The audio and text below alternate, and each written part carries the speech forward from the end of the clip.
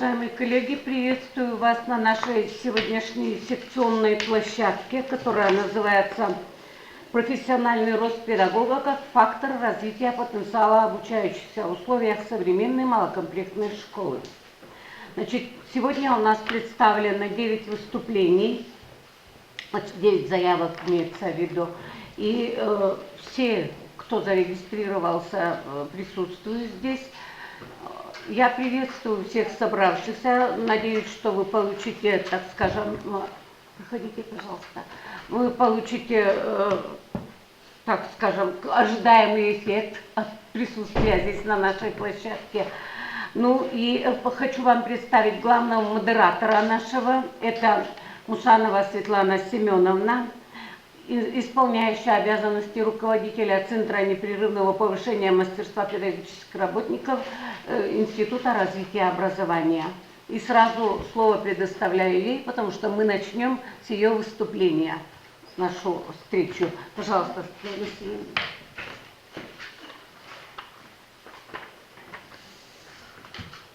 Коллеги, просим прощения, что приходится выступать вот в таком формате.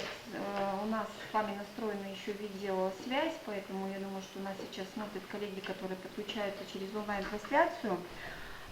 Хотим отметить, что регламент наших выступлений не более 7 минут, поскольку нас несколько сжали в объеме выступления. Надеемся, что будут обязательно обратная связь от вас, то есть будет отклик на выступления наших докладчиков. Думаю, что вы уже ознакомились с программой, увидели, что выступления у нас разнообразные. У нас сегодня выступают коллеги из Усть-Кулумского района, Сахтардинского района, Усть-Илымского района, а также из Сыктывкара. Будут представлены мастер-классы. Я думаю, что вы получите большой положительный эффект от практического опыта, который сегодня будут демонстрировать наши коллеги. Я хочу, чтобы не затягивать, начать со своего выступления, которое посвящено теме развития функционирования методического актива. Это так называемый проект «Методический актив» на территории Республики Коми. Так, сейчас попробуем презентацию.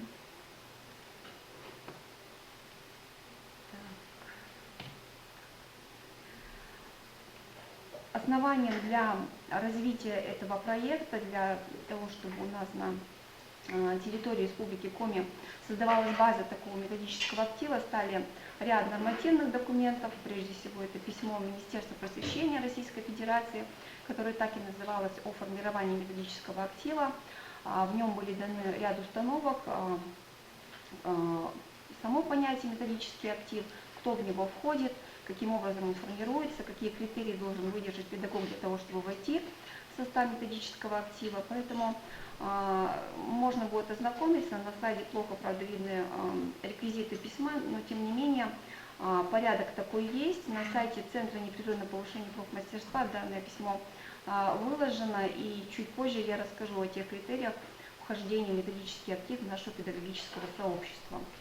Я думаю, что многие из вас знают, что с прошлого года в структуре Коми Республиканского института развития образования появилось еще одно подразделение, это Центр непрерывного повышения профессионального мастерства, который занимается непосредственно сопровождением методическим, предметным наших педагогов.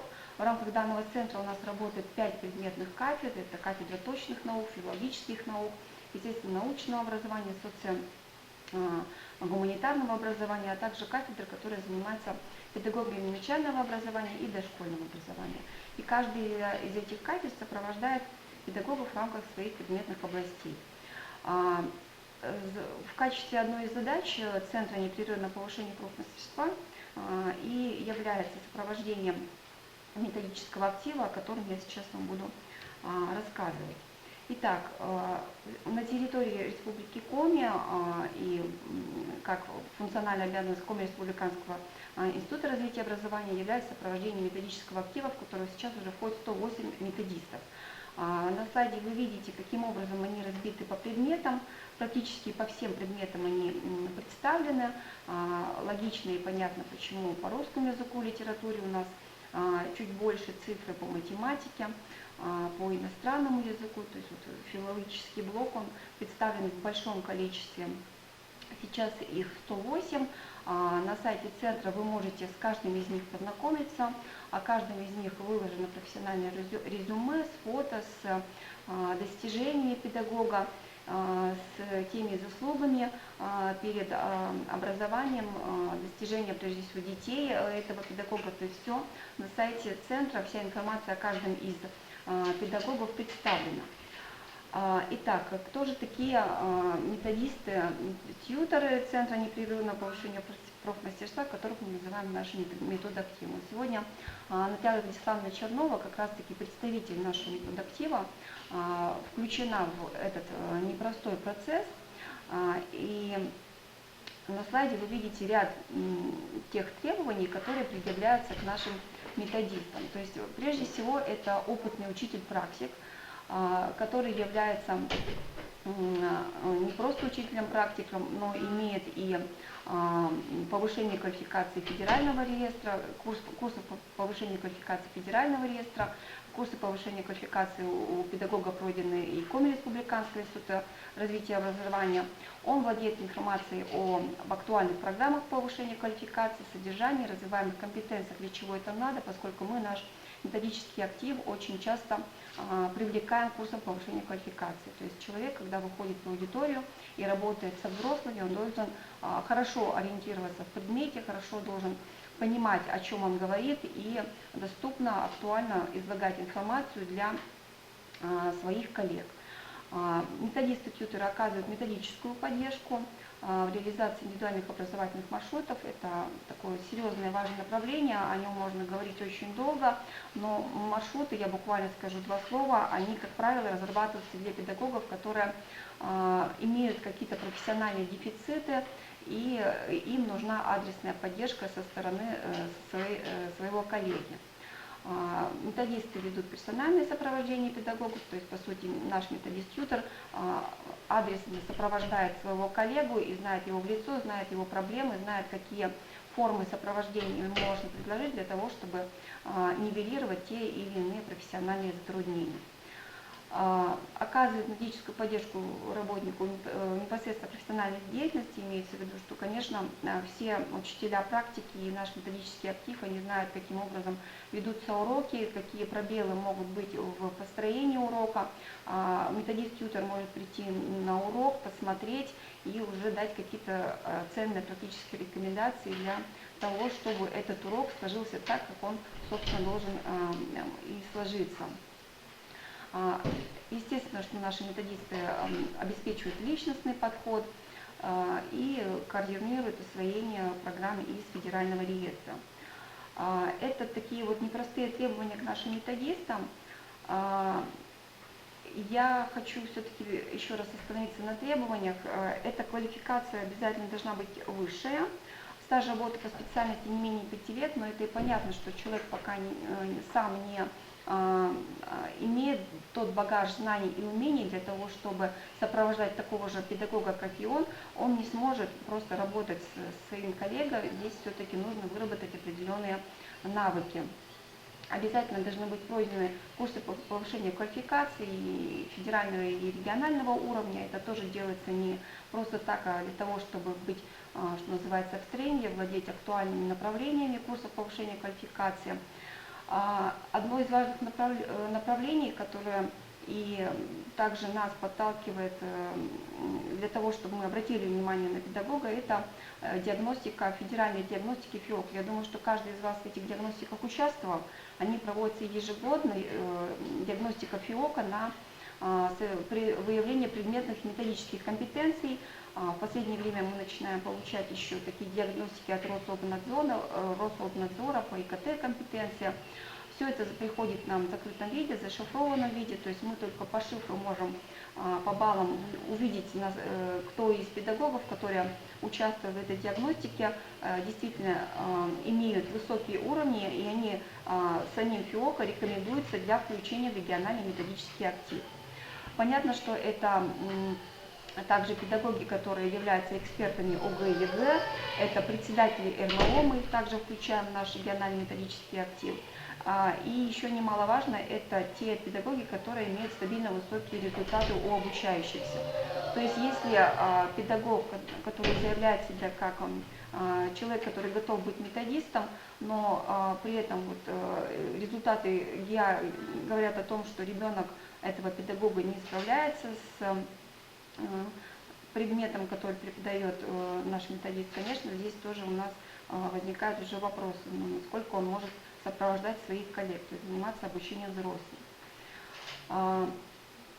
Буквально сейчас в июне у нас был так называемый слет методического актива, вот Наталья Владиславовна тоже на нем присутствовала, к нам собрались наши коллеги, с которыми мы активно сотрудничали, и мы с ними больше часа говорили о том, какие сложности возникают у нас, да, работая еще параллельно методистом.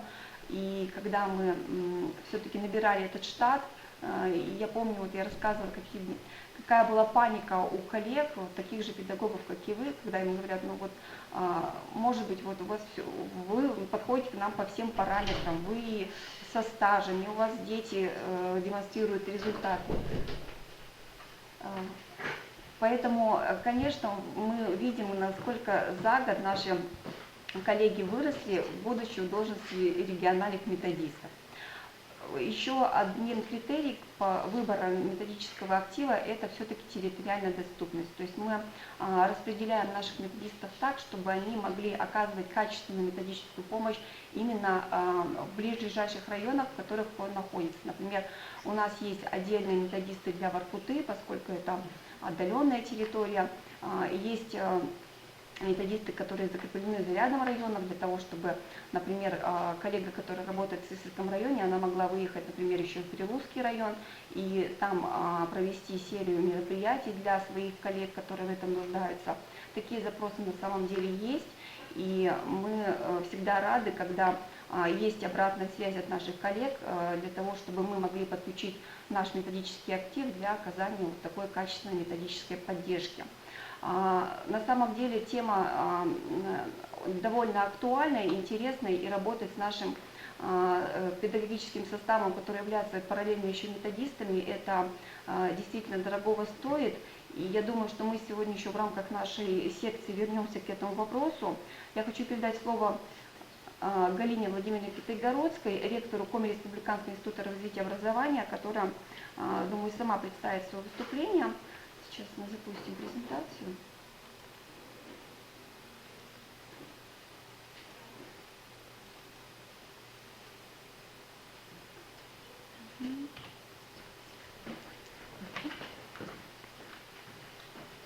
Добрый день, уважаемые коллеги! Я рада вас приветствовать на очень важной для нашего института площадке. Мы говорим о профессиональном развитии наших управленческих команд, наших команд педагогов.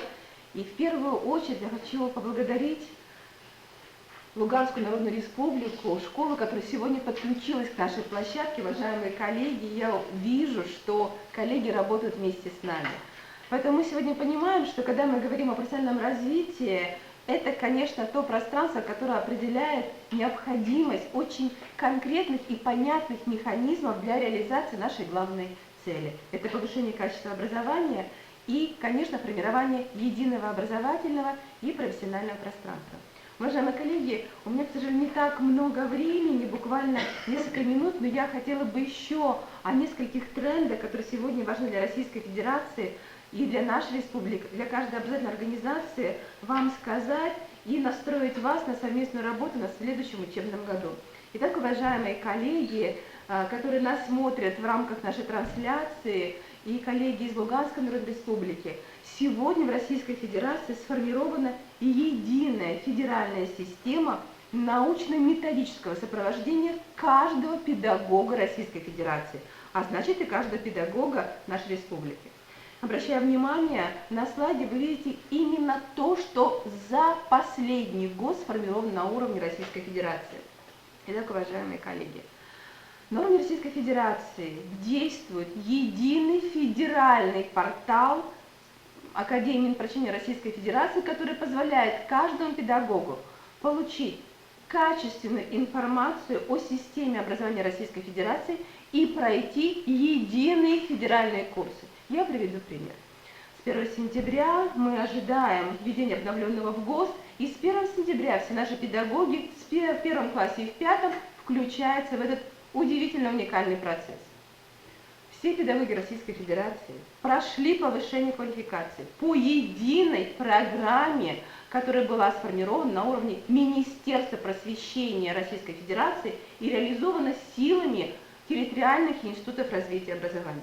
Мы понимаем, что мы сегодня работаем в единой системе, по единым принципам. Что очень важно, что сегодня во всех субъектах Российской Федерации и в нашей республике создан Центр непрерывного повышения профессионального мастерства. Это действительно инфраструктура, но которая дает стимул для развития каждого педагога.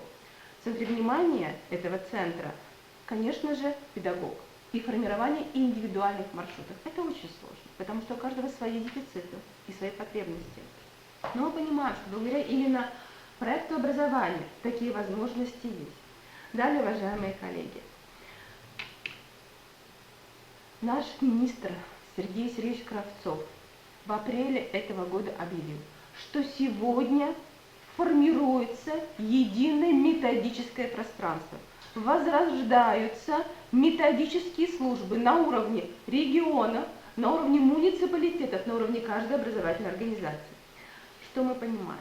Что сегодня на уровне каждого региона через Институт развития образования идет сборка всего регионального потенциала методической поддержки каждого педагога и каждого управленца. Да, это именно адресный подход, поэтому призываю всех вас, кто вместе с нами сегодня работает, не только доносить информацию, но вместе с нами выстраивать именно адресную работу. Все мы индивидуальности, у всех у нас действительно есть свои потребности, и не надо бояться говорить об этих потребностях. Мы сегодня понимаем, что вот эта сборка всех компонентов методической инфраструктуры связана с тем, что мы должны, я еще раз хочу вас настроить, удовлетворить потребность педагога. В этой связи, уважаемые коллеги, над чем будем работать в этом году, Светлана Семеновна уже об этом начала говорить. Сегодня мы понимаем, что сформированный пул региональных методистов – это тот ресурс, который в себя включает и тьюторское сопровождение, и функции, уважаемые коллеги, наставников. 2023 год президентом Российской Федерации объявлен годом педагога и наставника. И мы действительно сегодня, говоря о профессиональном развитии, сегодня коллеги об этом будут говорить, должны именно показать и доказать и сами себе, и сообществу, что сегодня методическая служба действительно функционирует. Да, может быть, необходимо ее какое-то обновление, но самое важное, что методист внутри организации, он в себя включает, посмотрите, да, функции и тьютера, и функции наставника, и функции куратора. Но чем же наполняется эта роль наставника? Нам предстоит огромная работа, потому что сегодня только определяются нормативно-правовые документы. И я могу сказать, что в 2023 году, уже в январе-феврале, появится обновленная федеральная нормативно-правовая база, поддерживающая методистов внутри образовательных организаций. Да, педагог, методист, педагог-наставник. Уважаемые коллеги, это будут новые должности, о которых мы давно уже говорим и которых мы ждем. И вот сейчас, буквально за 4 месяца, мы должны действительно и профессионально быть к этому готовы. Посмотрите, пожалуйста. Сегодня мы говорим, что повышение квалификации – это действительно для нас инструмент. Инструмент сопровождения педагога. И, наверное, кто был на курсе повышения квалификации, кто включался, может, и в заочном формате, видите, как мы обновляем теперь курс повышения квалификации. Это всегда форма работы, которая определяет подключение наших региональных методистов, педагогов, практиков. Мы уходим от теории. Теория у нас всегда уже в рамках нашего курса на платформе электронного образования. Самое главное – выстроить профессиональное общение. Поэтому, уважаемые коллеги, мы должны понимать, что любое сопровождение педагога – это именно коммуникация, это форма общения. Мы призываем вас, чтобы и вы все, думаю, включились в наш региональный методический актив, об этом мы будем говорить. И вот Альва Славна у нас, да, ведущий региональный методист. самое важное сегодня выделить этих лидеров. И очень важно, чтобы мы не боялись, чтобы наши лидеры проводили профессиональные мастер-классы, семинары. Сегодня как раз будут коллеги об этом говорить и представлять. В этой связи, уважаемые коллеги, у нас есть несколько действительно пока еще таких проблемных зон, которые касаются изменений, которые необходимо провести на уровне образовательной организации. Особое внимание мы сегодня уделяем школам с низкими образовательными результатами. Не скрою, число пока у нас не уменьшается. Поэтому, уважаемые коллеги, у наших школ лидеров, у наших методистов и у вас особая миссия – помочь школьным командам преодолеть риски. И у нас вот Наталья Александровна, опять второй раз обращаюсь, является куратором, да, школы, которая включена в 500+. Вторая очень важная задача, уважаемые коллеги, это именно выйти на уровень педагога-наставника и выстроить работу по сопровождению педагогов. Хочу сказать, что с сентября этого года мы запускаем школу наставников, потому что тоже необходимо приобретать новые навыки наставничества. Где-то еще и психологическая должна быть готова. Очень много интересных моделей. Поэтому, уважаемые коллеги, завершая, мы сегодня должны понять, что на уровне республики Коми сформирована система сопровождения педагогических работников. Республиканская система, муниципальная система и самое важное, о чем будем сегодня говорить, такая система, она представлена прежде всего на уровне образовательной организации, потому что именно на уровне образовательной организации мы все ближе к педагогу. Но мы должны понимать, что все, что находится на уровне образовательной организации, это должно дальше выходить на муниципальный уровень и далее на республиканскую с точки зрения представления лучших практик. Поэтому наша площадка – это удивительная возможность еще раз поделиться друг с другом. Какие уже есть наработки, какие есть возможности, как нам выстраивать эту работу дальше. Но я хочу завершить словами именно нашего министра просвещения Российской Федерации, который сказал, методическая служба возрождается. Это основа для сопровождения каждого педагога. Поэтому, уважаемые коллеги, действительно, сегодня Институт развития образования в центре внимания профессионального сообщества с точки зрения того, что мы собираем все эти возможности.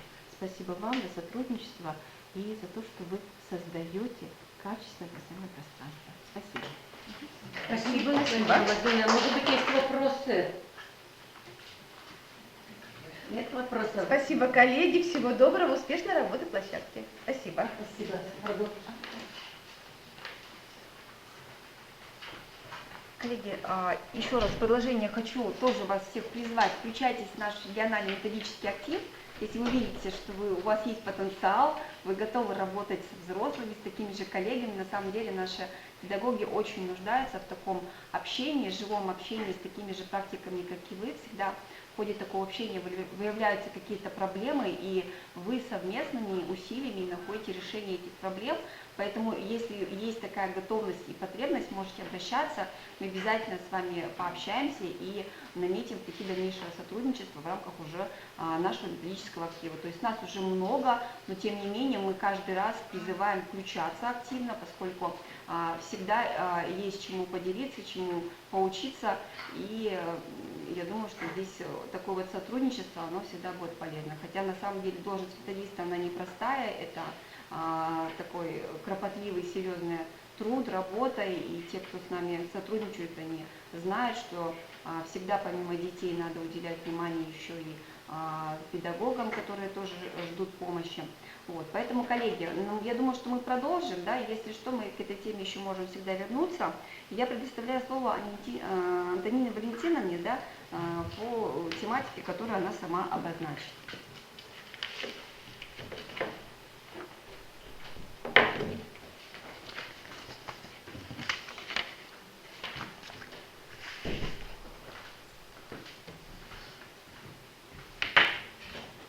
Сказал пример презентации.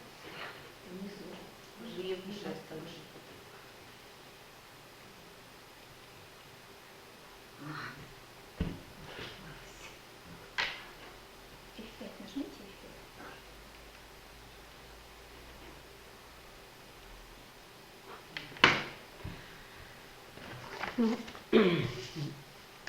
Сегодня много раз уже прозвучало и у Светланы Селедной, и у Галины Владимировны, что надо организовать нам профессиональное общение педагогов. Без профессионального общения никуда. Вот у меня тема выступления называется «Команда образования». Я хочу рассказать вам немножечко, как мы организуем командную работу на уровне управления образования и как управление образования дальше работает с управленческими командами школ. И вот этот рисунок, как очень интересный, своеобразный, показывает, что есть учителя в любой школе, которые одиночки, тормозят. Но вот если будет команда, смотрите, в серединке рисунок, да, которые все будут грести в одну сторону, то непременно будет результат работы. То есть сплоченный коллектив единомышленников. Ну, как у нас происходит образование, формирование команд. На уровне управления образования у нас своя управленческая команда, специалисты-методисты. Это координация деятельности со школами, решение организационных вопросов, обратная связь и так далее. Мы выходим затем на руководителей, то есть управленческие команды школ, а они уже непосредственно работают с педагогами. Это вот принцип работы. Для примера. У нас разработан проект управления качеством образования по результатам. Он уже несколько лет, так скажем, мы по нему работаем. И вот значит, для того, чтобы эффективно реализовать этот проект, мы организуем работу таким образом. На уровне управления образования, например, проводится анализ на августовском совещании, выделяются ключевые проблемы, которые нужно в ближайшее время решить или в течение, вот, допустим, конкретного учебного года. Вот, например, в 2020-2021 году такой проблемой мы выдвинули для себя подготовку к государственной итоговой аттестации. Мы на уровне управления образования подготовили пакет документов, отправили во все школы, уже в школах провели, значит, работу непосредственно с педагогами, управленческие команды, то есть администрация. На уровне школьных методообменений и отдельных учителей, значит, апробировали те рекомендации, которые были отправлены в документах по ГИА. И потом провели мы методический марафон недельный, обобщили опыт работы Зеленецкой школы и ежедневно в конце, после уроков с 2 часов до 4 у нас выступали по разным циклам, значит, учителя разных предметов, по которым у нас организуется итоговая аттестация. И вот этот вот вариант работы у нас, значит, результат, он дает свой результат, как бы уже, так скажем, сравнивать, если по годам результаты ГИА, то есть сдвиги в этом плане. В этом учебном, вернее, в прошедшем учебном году мы взяли тему формирования функциональной читательской грамотности учащихся. Почему именно эту тему? Когда анализировали в августе результаты предыдущего года, значит, вышли на то, что основные ошибки в БПР, ОГЭ, ЕГЭ у учащихся связаны именно, значит, с тем, что учащиеся не умеют работать с текстом. Особенно с текстами, которые носят несплошной характер. Таблицы, диаграммы, графики и так далее. Поэтому мы решили провести фестиваль методических объединений на уровне муниципалитета. Значит, разработали методические рекомендации в виде брошюрки. Кого интересует, я потом могу отправить. В этой брошюрке, значит, описаны стратегии смыслового чтения по Сметанниковой, теория, что такое функциональная читательская грамотность, да, и несколько десятков конкретных приемов работы с текстом. На уровне школьные вот управленческие команды дальше организовали работу таким образом, что учителя, руководители школьных методообменений где-то создали творческие группы, проекты разработали и апробировали вот те рекомендации, которые были отправлены нами. И формировали банк опыта. А мы уже провели вот этот районный фестиваль в форме педагогических мастерских с тем, чтобы ну, на пленарном теорию немножечко еще раз акцентировали внимание на теории, а на методообъединениях провели чисто педагогические мастерские, то есть обучали конкретным умениям педагогов, как научить учащихся работе с текстами разного характера. Вот тоже очень отзывы очень хорошие, результат есть. И в этом году мы, значит, уже на каникулах будем, не тут брали только читательскую грамотность, мы будем, значит, уже изучать грамотность всех видов, так скажем, тех, которые представлены финансовую, математическую, естественно-научную и так далее. Пройдет у нас форсайт-сессия с методическими площадками, и дальше тоже на методообъединения, методические рекомендации отправим, уже опыт работы методообъединений делаем. Так, и вот у нас работала годичная школа зауча в течение учебного года. Эта годичная школа зауча, она тоже как бы своеобразный вариант профессионального общения. Мы поставили задачу сформировать компетентности заучей, в первую очередь, с тем, чтобы они могли эффективно работать с кадрами. В течение всего учебного года эта годичная школа зауча опробировала разные стратегии работы с кадрами. Каждая школа. И в течение года провели семинары, методические материалы это делали, сами заучи провели мастер-классы, семинары прошли по обобщению опыта, в конце года уже отчеты, и уже знакомили с планом, которые исходили из стратегий, разработанных стратегий, что будут в этом учебном году опробировать. Кроме того, что вот так работали с управленческими командами, в этом году, например, ну, для примера, у нас был создан годичный семинар учителей математики и физики.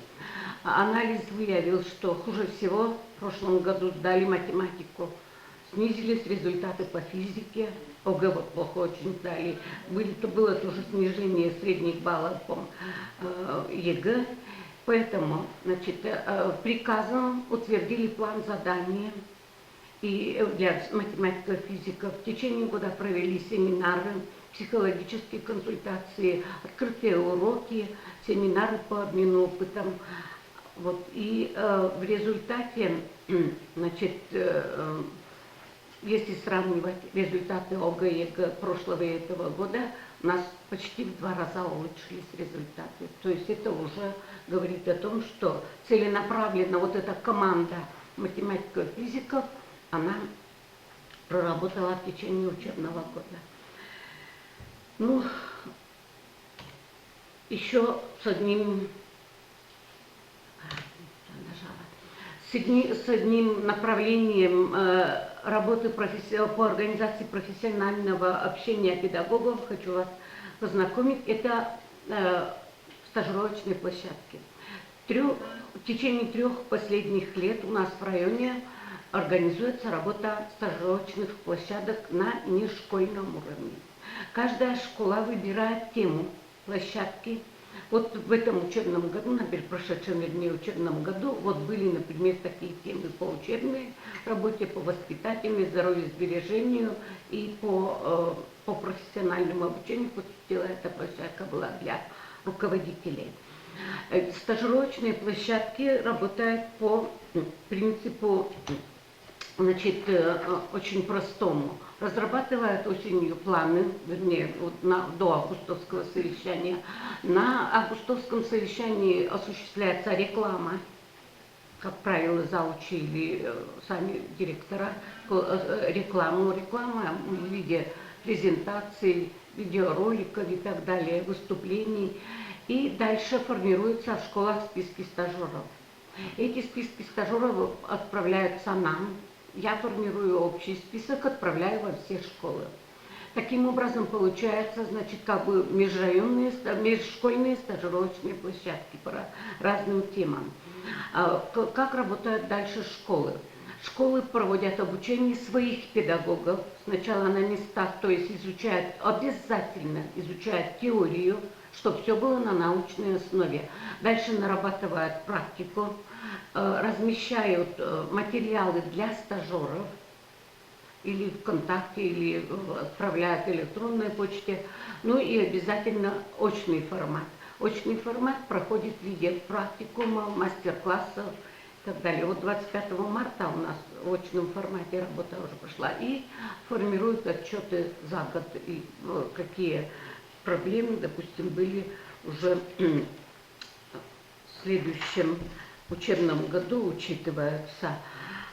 И очень вот хотелось бы просто как вывод сказать, нам эта форма работы нравится, школа нравится, очень хорошие отзывы всех участников площадок. Почему? Во-первых, это неформализованное общение. Во-вторых, появляется возможность профессионального общения не только в своем методоведении, допустим, но и такое профессиональное общение с другими группами учителей, с другими предметами, когда учитель не зацикливается на своем предмете, а выходит как бы за рамки. Кроме того, то, что это, значит, выбор дается учителям, все вот в очном формате материалы, которые нарабатываются и проходят стажировочные площадки, они проходят в форме практикумов. То есть обучаются конкретным умениям, которые, значит, заявлены на площадке, на каждой площадке у нас вместе с планом ожидаемые результаты. И вот формируют конкретные компетентности педагогов. В этом году стажировочные площадки у нас вот в той форме, которую мы проводили, значит, год не будут проводить, в этом году стажировочные площадки, как год наставника и педагога будут проходить для молодых учителей, будут проводить их наставники. В течение всего года соберем вот сейчас вот на август с концевичами в понедельник заявки и будем, значит, уже работать дальше. Теперь смотрите, какой формат команд на уровне школ у нас используется. Значит, конечно, тематические и педагогические советы идут. У нас, можно сказать, что в каждой школе уже просто педсоветы организационного характера не проходят, только вот, допустим, там допуск к экзамену и так далее. Тематические педагогические советы обязательно проходят в интерактивной или в активной форме, что дает, значит, возможность уже тоже профессионального роста педагогов. Ну, стажировочные площадки, школьные методы ведения. Дальше у нас есть наставнические группы по проблемам. То есть не просто наставничество организуется педагог-педагог, но один наставник может работать, допустим, с несколькими педагогами. То есть микрогруппы и, так скажем, группы побольше. Часовская школа в прошлом учебном году опробировала, значит, вариант, когда включили в наставничество всех педагогов. И сегодня завуч школы Екатерина Михайловна проведет мастер-класс, расскажет, что из этого получилось. Вот школа молодого учителя, там, где побольше народу организуется школа. Проблемные творческие группы, они у нас всегда были и работают. И вот такой вариант еще проектные команды. Ну, для примера, например, вот Палевская школа разработала два проекта. Проект «Точки роста учителя» и проект второй, например, «Стратегия смыслового чтения». По обоим проектам они создали проектные команды, и уже они задавали тон всей методической работе.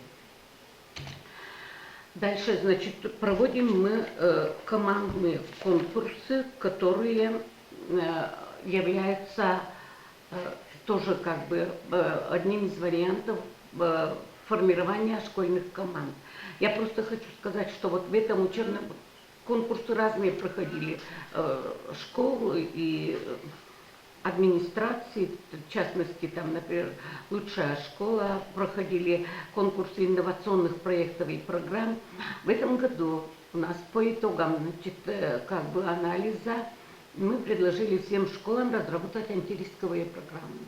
Все школы разработали антирисковые программы по своим проблемным, так скажем, западающим темам, защитили на Совете управления образования. И у нас будет конкурс в апреле проведен управленческих команд с выездом на места. И вот этот конкурс управленческих команд на местах, он будет уже как подготовкой к стажировке следующего года. То есть тот материал, который наработает управленческие команды, он будет уже в ходе стажировки делать. Ну, у нас дошкольные организации, они организуют, вот если у нас школы межшкольные взаимодействия, то они больше, так скажем, упор делают на межмуниципальные взаимодействия, проводят онлайн-вебинары, выездные семинары, конкурсы различные с педагогами, с детьми и, значит, распространяют, обобщают активно свой опыт. Не знаю, не предстоящее. Поскольку у нас нету Елены Ивановны, она выступает по дошкольникам, если она подойдет, то мы ее потом подключим, если не придет, да?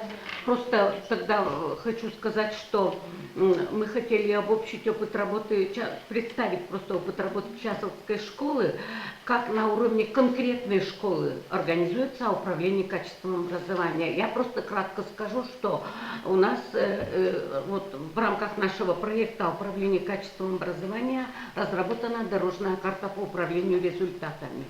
И каждая школа, значит, эту дорожную карту по управлению результатами организует ее выполнение. Каждый год в июне мы подводим итоги. Все школы предоставляют нам анализ выполнения этих дорожных карт и проблемы, которые высвечиваются. Выступает, значит, я делаю как бы обобщающий анализ из тех материалов, что представляют школы, вступают конкретные еще руководители. В этом году вот Ольга Юрьевна, в частности, выступала, как они реализуют дорожную карту на уровне своей школы, какие проблемы. Вот в этом году, например, у нас вышла проблема, плохо организуется на местах подготовка к республиканским олимпиадам. Не все дети преодолевают пороговый уровень на муниципальном этапе олимпиады даже. Поэтому вот это вот взяли как бы тоже, что в этом году мы проведем цикл семинаров. Хорошо у КИРО появилось там объявление, что будут проходить и обучать учителей, и как проводить, готовить к школьным олимпиадам, муниципальным. Мы воспользуемся этим, конечно, и будем использовать это в своей работе. То есть у нас каждая школа реализует модели по управлению качеством. И результат выходит через дорожные карты по управлению результатами. На Совете управления образования ежегодно рассматриваем результат и выносим опять решение, по каким западающим проблемам нам нужно будет проработать, чтобы выйти на новый качественный уровень. Вот. Ну а теперь я бы хотела предоставить слово, потому что в продолжении моего выступления будет, значит, заместителю директора этой школы Потовицыной Екатерине Михайловне. Екатерина Михайловна проведет с вами небольшой мастер-класс, потому что времени нам дали мало, поэтому мастер-класс будет небольшой. Пожалуйста, Екатерина Михайловна, спасибо за внимание. Пока она включается, выключим ее. Пожалуйста, если есть вопросы. Получается, что Сахтыркинский район на уровне управления образованием сохранил методический кабинет. У вас есть методический кабинет на уровне управления образованием? У нас методический центр. Центр есть. Да, мы его сохранили, мы его не убрали. Очень дружно работаем вместе со специалистами, поэтому у нас есть управленческая команда, которая Я могу поддержать Нину Валентиновну, представителя Сахтыркинского района. Вот ни слова лукавство, все чистая правда, и они действительно, с одной стороны, не дают нам жить, но с другой стороны, действительно идет все от методистов, активная работа, спускаемся в школы, развиваемся в школах, обозначаем свои проблемы, сами теорию, практику проходим вместе, и, соответственно, еще есть возможность для учителей выступать каждые каникулы, мы всегда работаем на площадках, и это тоже профессиональный рост педагога. И, соответственно, есть результат. Вот это радует. А вот у нас проблема в настоящее время что на уровне управления образования нет методического совета, методического мы сохранили, причем нас достаточно который бы много. направлял школьная команда. Нас где-то в этом кабинете 9 человек. Включая психолога. На природе, на маршруте или сами разобрали? смысле? Теорию. Ходим, ищем. Ну, вот я, например, месяц рисовала вот эту вот, как она называется, брошюрку «Стратегия смыслового чтения». Кроме Сметанниковой, там и других этих авторов изучала. А практику мы нарабатываем на стажировочных площадках. Очень большой практический материал. Вот директор Шушкинской школы по стратегии смыслового, вообще по формированию универсальных учебных действий, по работе с текстом. У них просто вот десятки в картотеке приемов, мы это все использовали в этой брошюрке, что было там. Пожалуйста, еще вопросы. Добрый день, уважаемые коллеги. Наша школа является участником проекта 500+. Рисковым профилем для нас был недостаточная методическая компетентность педагогов. Поэтому в школе мы разработали в соответствии с целью реализации дорожной карты в рамках проекта 500+, разработали методический проект «Урок», направленный на повышение компетентности педагогических кадров. Основанием, значит, я не буду зачитывать ни цели, ни задачи, цели и задачи вы видите на слайде. Основанием этой разработки послужили результаты мониторинга профессиональных затруднений педагогических кадров. Совместно с куратором проекта, с координатором проекта, вот Нина Валентиновна является координатором проекта, значит, принято было, администрация школы, было принято решение об организации деятельности по устранению педагогических затруднений педагогов в форме интенсива. Основной формой организации выбрали работу наставнических групп. Я сейчас вам раздам наставнические группы, вы можете посмотреть, но на слайде, конечно, есть, можете посмотреть по 4 направлениям. Это все вытекало из мониторинга, то есть мы провели мониторинг анкетирования, и все эти проблемы вышли результаты. Вот все эти 4, вы сейчас увидите. На группы я там несколько пропустила, поэтому... Значит, реализация системно-деятельностного подхода на уроке, формирование универсальных учебных действий школьников, контрольно-оценочная деятельность на уроке, дифференцированный подход к обучению. Вот 4 направления. В деятельность включили всех педагогов школы, определили главную для них задачу – наработать материал, опыт, материал там может быть нет, опыт по каждому направлению. Научиться сначала самим в этих группах и по каскадному принципу обучить всех педагогов по своим направлениям, всех педагогов школы. Значит, администрация, кураторы, координаторы обеспечили материалом, теоретическим материалом, методическим, провели ряд семинаров, вебинаров, участвовали группы в методическом марафоне ФИОКа по темам формирующего оценивания, по исследованию урока, по этим проблемам. И в течение месяца был организован методический марафон, в ходе которого все наставнические группы нарабатывали материал, изучали, во-первых, теорию нужно было изучить, методические рекомендации, которые были, да, опробировали на своих уроках. Произошло общение в группах сначала. Так, завершился марафон методической неделей. Каждая группа наставническая, каждой группе был определенный день для распространения опыта. Каждая группа творчески подошла к распространению своего опыта и обучила педагогов. Разные формы, конечно, они придумывали группы. Это и открытые уроки, и творческие лаборатории, и мастер-классы, и практикумы, выставки дидактического материала и так далее. Вот мы видим на слайде. И итогом этого методического марафона стал методический день погружения, в ходе которого еще раз прояснили некоторые аспекты, подвели итоги.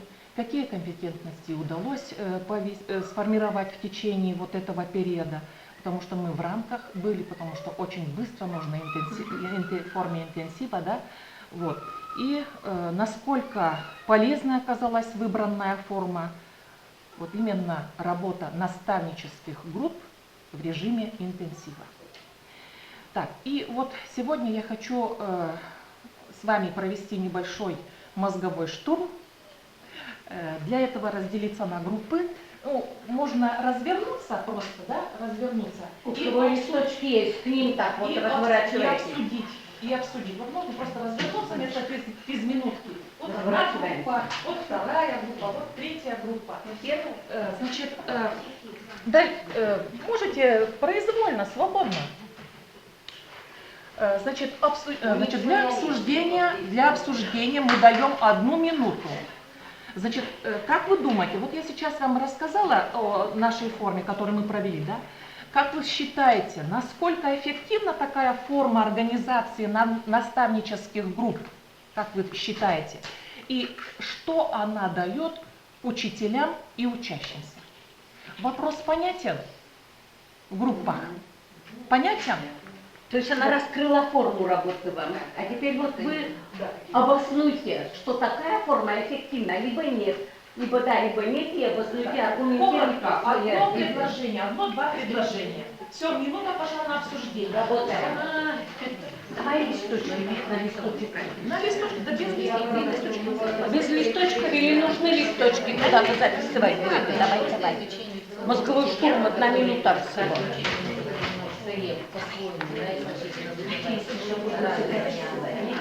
Это уже правильно. Ну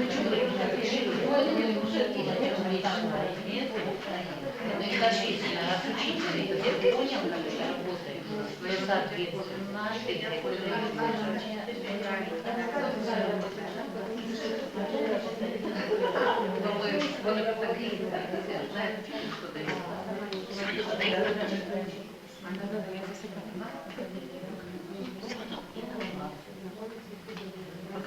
Молодцы.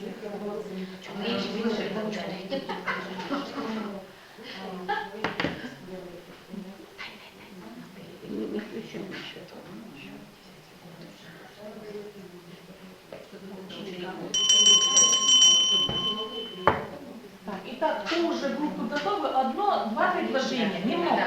Итак, первая группа готова? Готово. Так, ну, во-первых, да, понятно, что у учителей проблемы бывают еще с тем, насколько они правильно поняли, о чем вообще ведется речь. Потому что если это был бы только лекционный курс, то есть каждый понимает по-своему, соответственно, вносит какие-то свои особенности, и иногда, честно говоря, делает неправильно. То есть здесь уже отработка идет практических каких-то навыков, умений, понимания, да, более детального понимания вот, всех этих форм, которые представлены группой. Соответственно, если учитель правильно понял, научился организовывать, планировать, проектировать деятельность учащихся на уроке, то, соответственно, ученики начинают выдавать нужный результат. То есть кратко. Все, спасибо. Так, пожалуйста, вам слово. Я могу сказать, что предполагаю, что если наставническая группа работает и сама добывает знания откуда-то, то значит каждый педагог к этому причастен. И он, желая того или нет, начинает искать формы работы какие-то. То есть при наработанных этих формах он затем, апробируя на своих уроках, естественно, привлекает членов коллектива к этой работе, как вы говорите, что они работают потом на коллектив, знакомятся с этими приемами и методами, весь свой коллектив. Вот. А, соответственно, те другие знакомятся и с другими формами. А для учащихся, я думаю, что новые приемы работы, которые всегда интересны для учащихся, и, может быть, они на самом деле более результативны, чем традиционные. Все, спасибо. Так, пожалуйста, ваша группа. Нам вообще сложно, потому что мы работаем в электронной школе, у нас вообще это проблема. То есть в том, что мы говорили в министерстве, да, что нам требуется вот какое-то методическое видение, где бы наши заместители директоров хотя бы собрали и что-то объяснили какие-то вещи. То есть мы очень нуждаемся в таком методическом объяснении. То есть когда мы ходили в свое время в те объединения, которые были городские по предмету, нам там тоже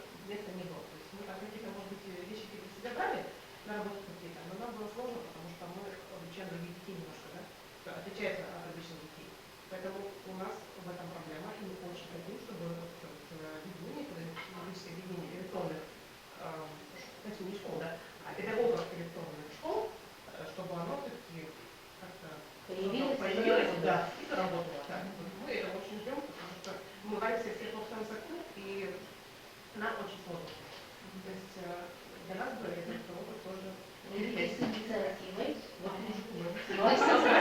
Но все равно спасибо. Так, ваша группа.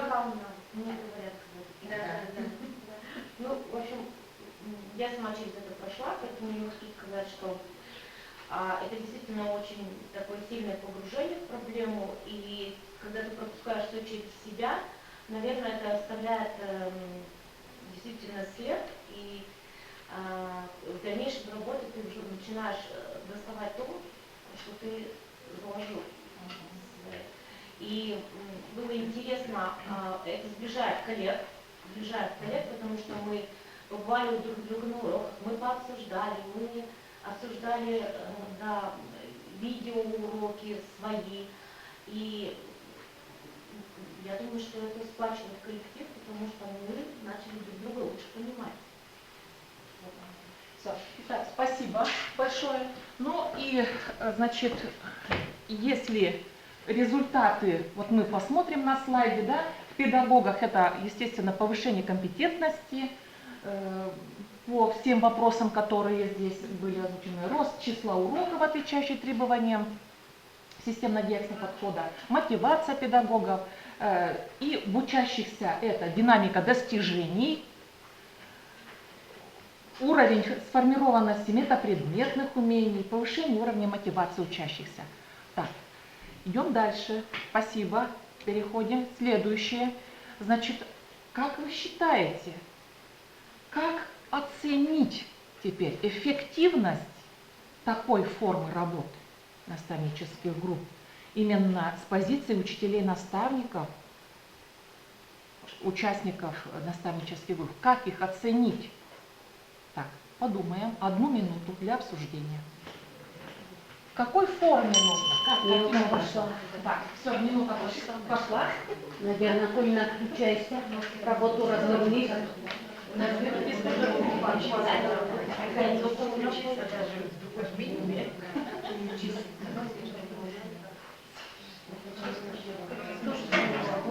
Ну, то есть надо какой-то итог подвести, как оценить варианты ваши, предложения. Насколько эффективной оказалась работа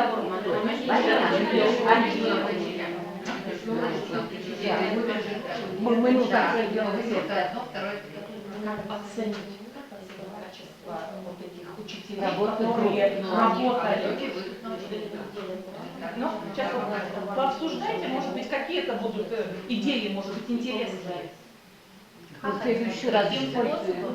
Да, ну потом, может Вы быть, имеете в виду способы оценки эффективности или качество, насколько эффективно? качество можно оценить, да, качество. Итог, результат, может быть, каким образом можно это эффективно. Вот, я это и спрашиваю.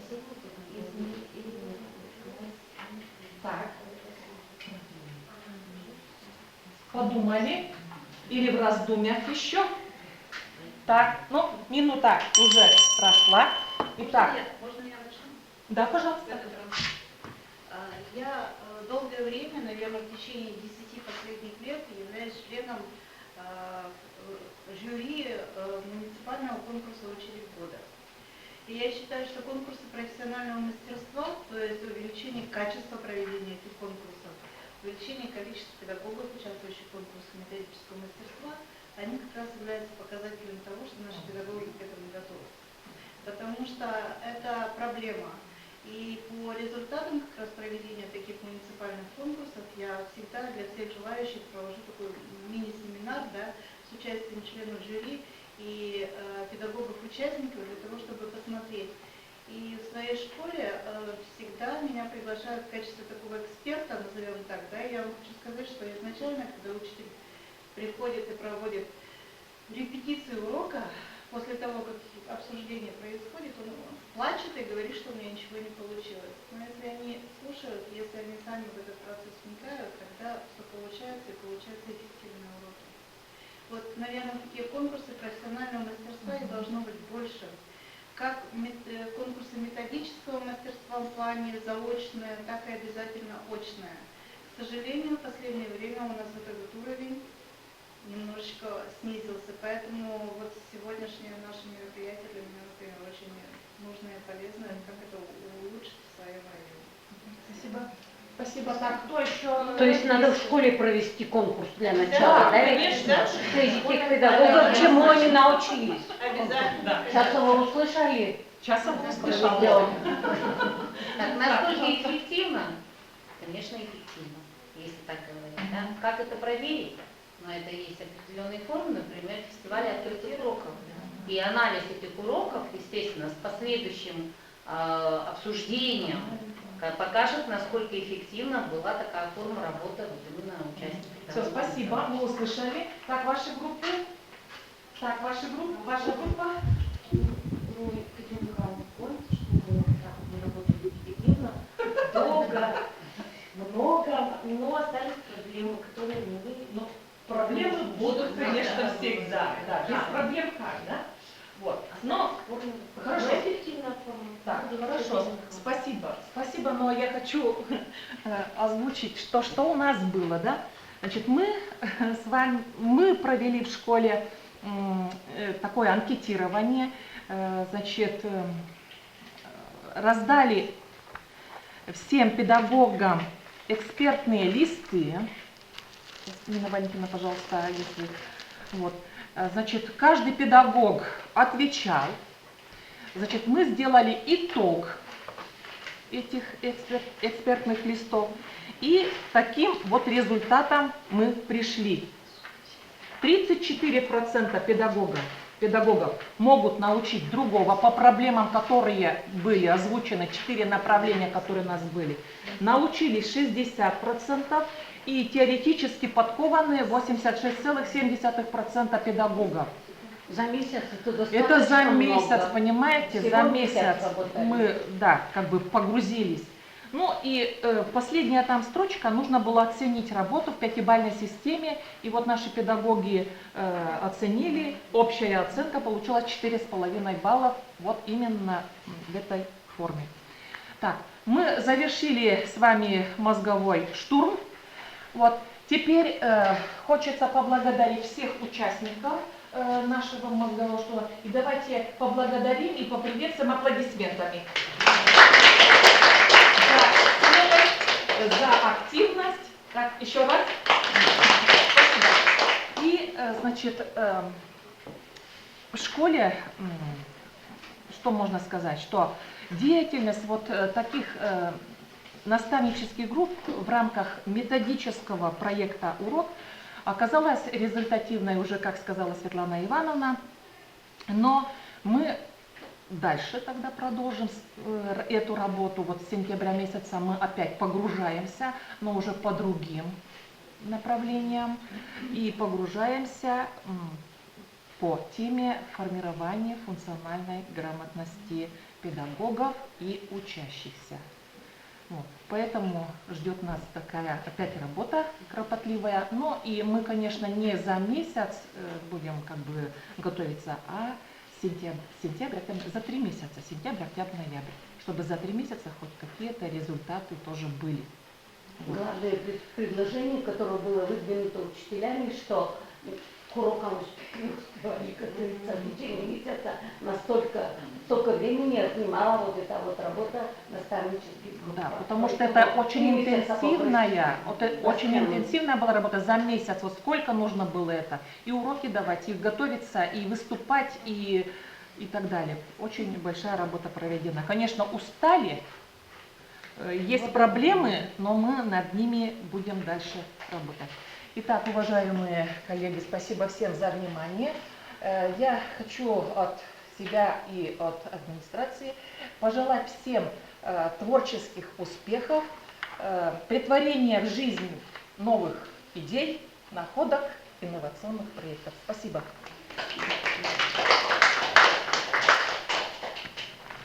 Коллеги, мы движемся дальше, да, с Да. вами? У нас сейчас по программке выступают, секундочки, да? Готовы Татьяна Александровна, да? И Тимофей Константинович. Коллеги, да? Прошу. И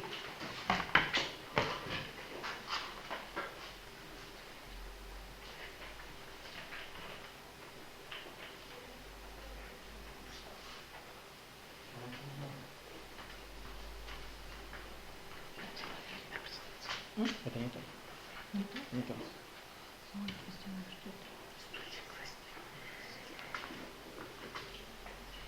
На рабочем столе скидывал.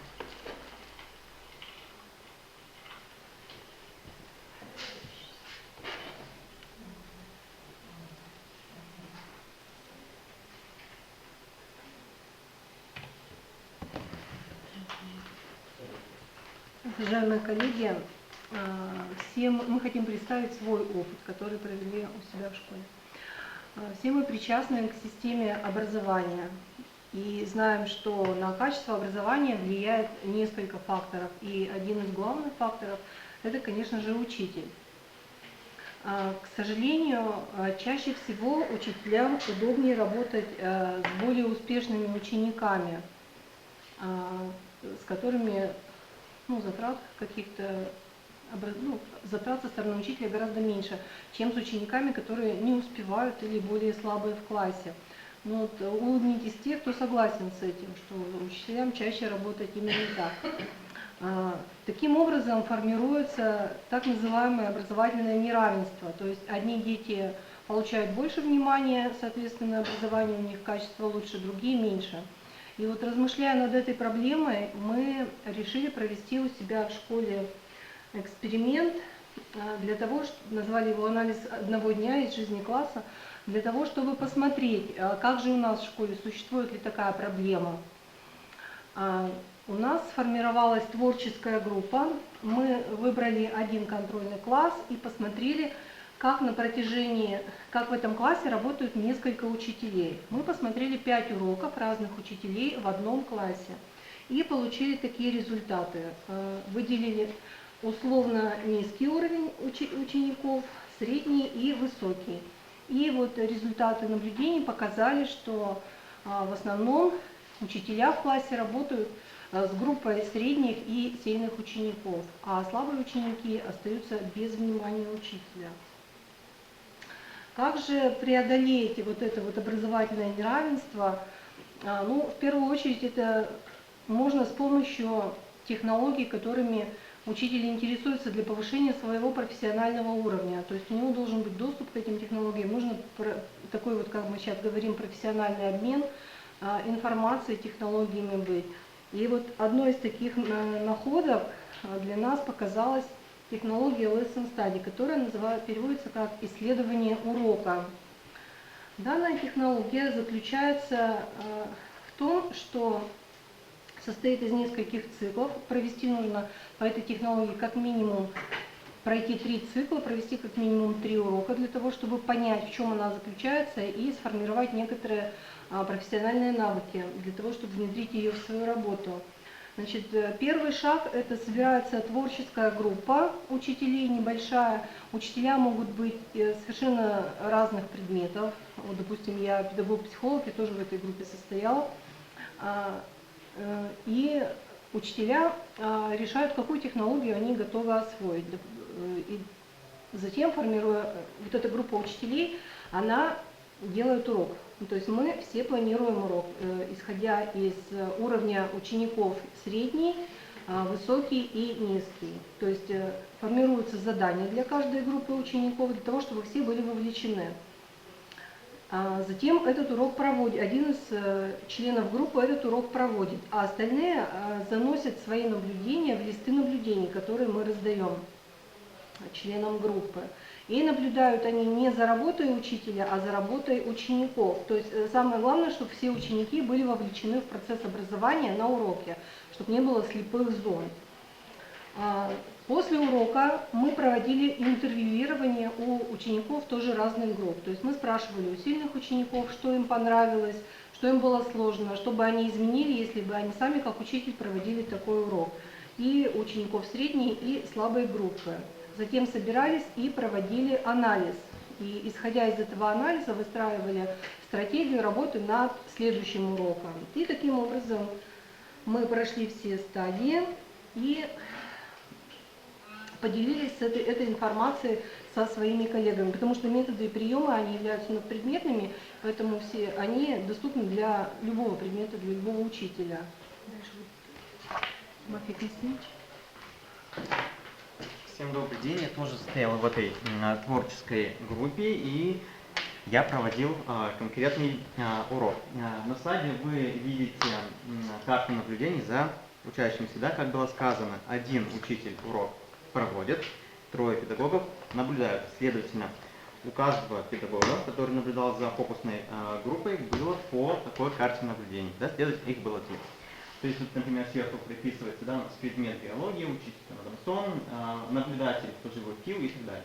Значит, здесь у нас такая таблица. В первом столбике мы прописываем этапы урока. Что будет на каждом этапе. Да, можем указать даже примерное время, сколько нам необходимо.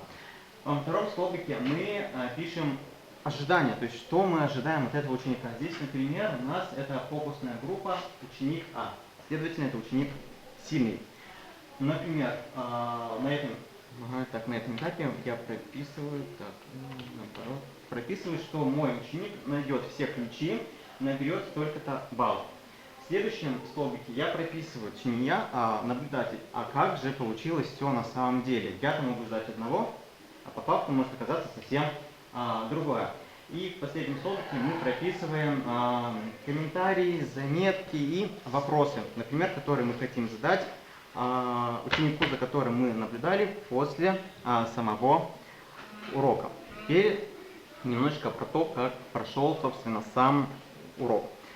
Нами было принято решение разбить учеников на группы в ходе урока, то есть при изучении конкретной темы.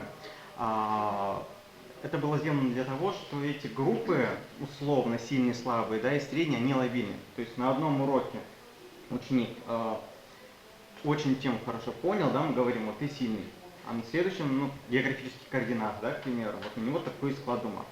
А на следующем уроке там про гидросферу ему как-то не получилось, да, у него понять проекты, и мы уже его относим к другой группе, не сильный. Поэтому мы заранее до урока не развивали, а разбили в ходе уже конкретного урока. То есть мы не говорили там, вот вы группа, вы сильные, да, вы там слабые. То есть мы даже детям не объявляли, кто к какой группе относится. Они на свой результат вышли самостоятельно. Итак, значит, после этапа актуализации и вводной части мы детям раздали рабочие листы. Здесь был текст про приспособление к средам жизни.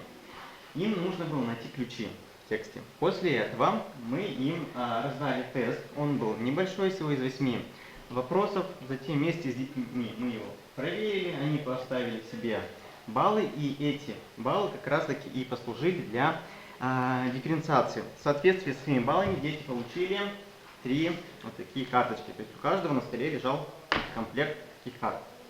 Они, например, посмотрели, у меня 6 баллов. Ага, значит, он из этого забирает зеленую карточку. Их 3.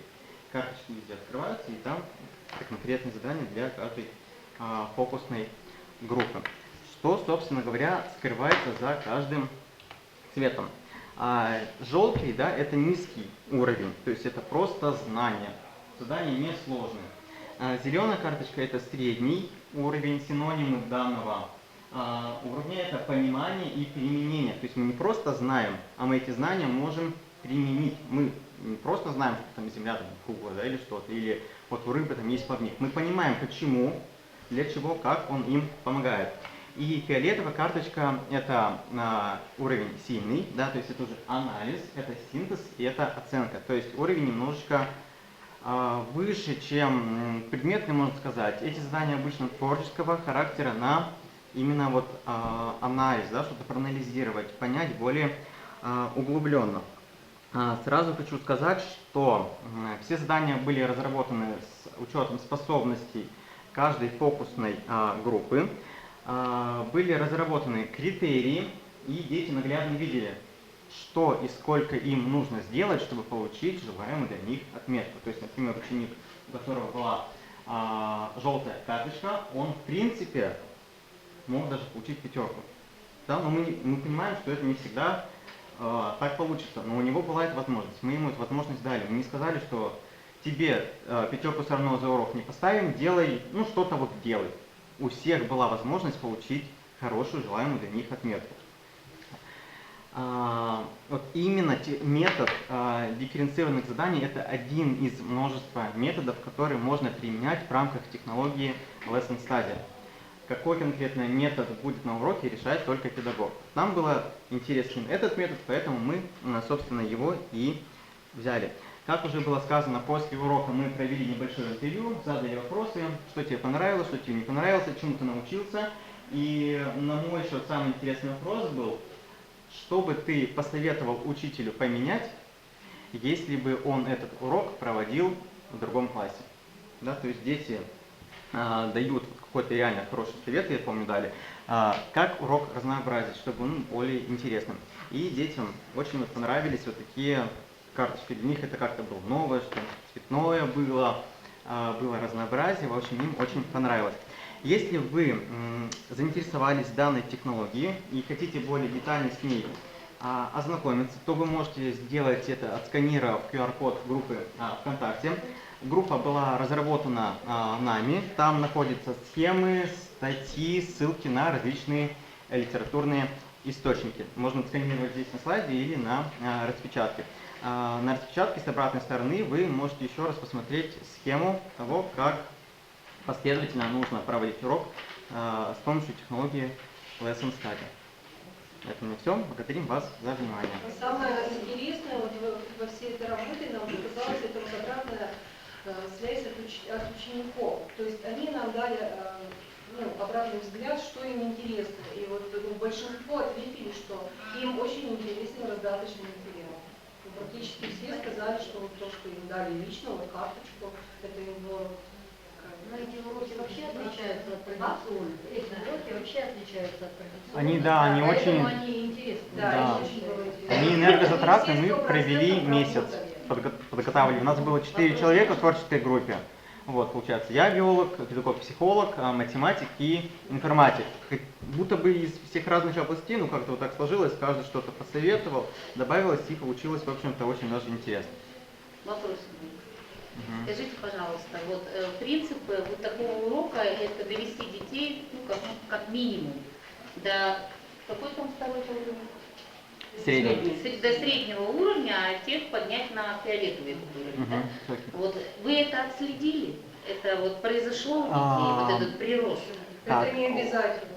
Да, ну как бы и да, и нет. Перед уроком уже, ну, в моей голове было, да, примерно такое условное, часть совпала. Я помню, на кого я поставил высокий уровень, оказался средний, а у кого я поставил низкий и средний, они дали результат выше. Но вы сейчас в этой системе работаете?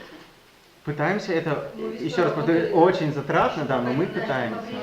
Вы знаете, я хочу комментарий дать. Здесь не важно вывести ученика на какой-то новый уровень. Это не главная задача. Главная задача — это образовательное неравенство ликвидировать для того, чтобы ученик, который находится у нас в желтой зоне, он тоже работал. Понимаете, они просто сидят, слабые дети. Педагог ведет диалог только вот с теми, кто с ним разговаривает. А кто сидит, прячется и не разговаривает, с ними не работают. А когда используется эта технология, здесь работают все. Понимаете, у них даже иногда интереса больше у этих детей, что наконец-то на них обратили внимание, им карточку дали. То есть вот в этом смысл. Я хочу просто дополнить, у нас по этой, значит, тематике работала еще первая школа, по формирующему оцениванию, Ипская школа. Ипская школа, они были стажировочной площадкой для района, то есть они обучились сами, потом научили наших стажеров. И очень интересно, я просто вот помню высказывание одного учителя, очень высокую оценку получили вот те стажеры, которые присутствовали. И одна сказала: я вообще по-другому взглянула на урок. И выступала руководитель, у нас, кстати, сегодня здесь Рогова Ирина Петровна, физик, она выступала перед завучами у нас на годичной школе завуча, и она сказала, что вообще, оказывается, учителю нужно вообще с ног на голову все перевернуть в уроке. И расти, расти, еще раз расти. Мы действительно работаем на среднего ученика, а тут вот все, кто был в этой группе, они по-другому взглянули на урок, что вот надо работать на каждого ученика. И самое сложное – подбирать задания. Правильно? Да. Вот эти вот задания дифференцированные, это очень сложно. И учитель, подбирая эти задания в группе, то есть командно работая, они сами растут. Спасибо молодому специалисту и психологу. Вообще 3-й год стажа работы или сколько?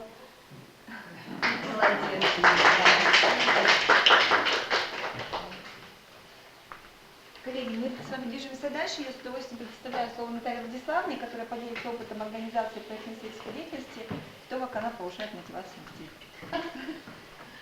Так, ну поскольку у нас времени, как нам сказали, 7 минут, поэтому где-то, наверное, получится тезисно говорить. Но на что мы обратили внимание? Вообще, надо сказать, я являюсь учителем биологии, коллега, так что я тоже биолог. И заодно заместитель директора по методической работе в своей школе, ну плюс еще я работаю в ПРИРО, плюс я еще куратор групп 500+, и старший эксперт проверки заданий ЕГЭ и ОГЭ, еще там работаю. То есть у меня такая область деятельности, которая помогает мне самой повышать свой уровень образования, да, и есть возможность обучать своих коллег. На что я хотела бы обратить внимание, почему вот так заявлена тема. Мы все понимаем, что когда речь заходит о проектной исследовательской деятельности, это, как правило, большая головная боль. Как организовать эту деятельность в школе, где у тебя учатся 480 человек, например, у нас немалокомплектная школа, а учителей, 30, не более, да, и понятно, что детей надо вовлекать, это в обязательном порядке, поэтому, когда началась только эта работа, а мы были пилотной площадкой по внедрению ФГОС, сначала мы поняли так, как поняли, что каждый ребенок должен выполнять исследовательскую какую-то или проектную работу в 5 классе, и мы каждому ребенку дали такую возможность. Когда эти дети перешли в 6 класс и пришли 5-классники новые, то у нас получилось, и они имели право выбора учителя, у нас получилось, что одному учителю пришло 20 человек, к другому пришло 3 человека, и вы понимаете, что это стало просто неподъемно. И мы поняли, что следующий год нам даст еще жару.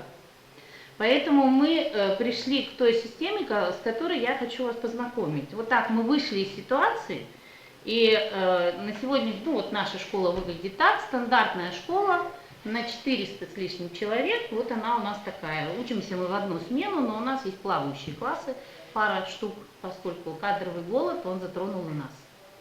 Поэтому есть такая особенность. Но мы понимаем, что нельзя научить человека на всю жизнь, но его можно обучить и учиться постоянно. И вот эта проектная исследовательская работа, она детей очень многому учит. И мы обратили внимание, что наши ученики не испытывают затруднений при обучении уже в высших учебных заведениях. Они не испытывают затруднений, например, при прохождении итогового собеседования, то есть это не так страшно для них.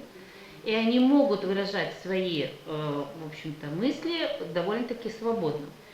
И мы еще пошли на одну маленькую хитрость, которую я вам тоже скажу, да, которая помогла нам решать и свои собственные школьные проблемы.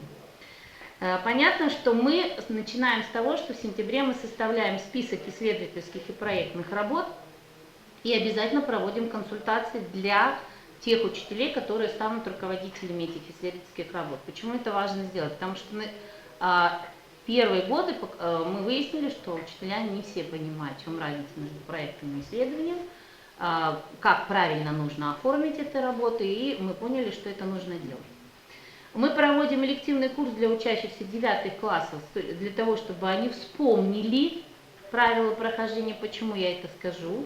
Ну и, соответственно, разработали рекомендации по написанию исследовательской работы, и есть еще рекомендации по написанию проектной работы, которые у нас обычно выкладываются в группах у детей, но вот поскольку сайт школы в этом году реорганизуется, значит, как только он будет готов, туда будут выложены эти рекомендации тоже.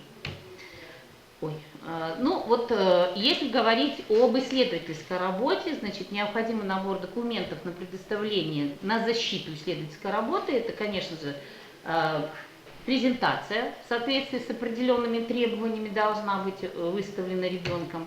Это должен быть сама печатная работа, где ребенок рассказывает, каким образом это все было сделано, и это тоже требует серьезной проверки, работа проверяется в обязательном порядке, вплоть до списка литературы, чтобы он был грамотно оформлен.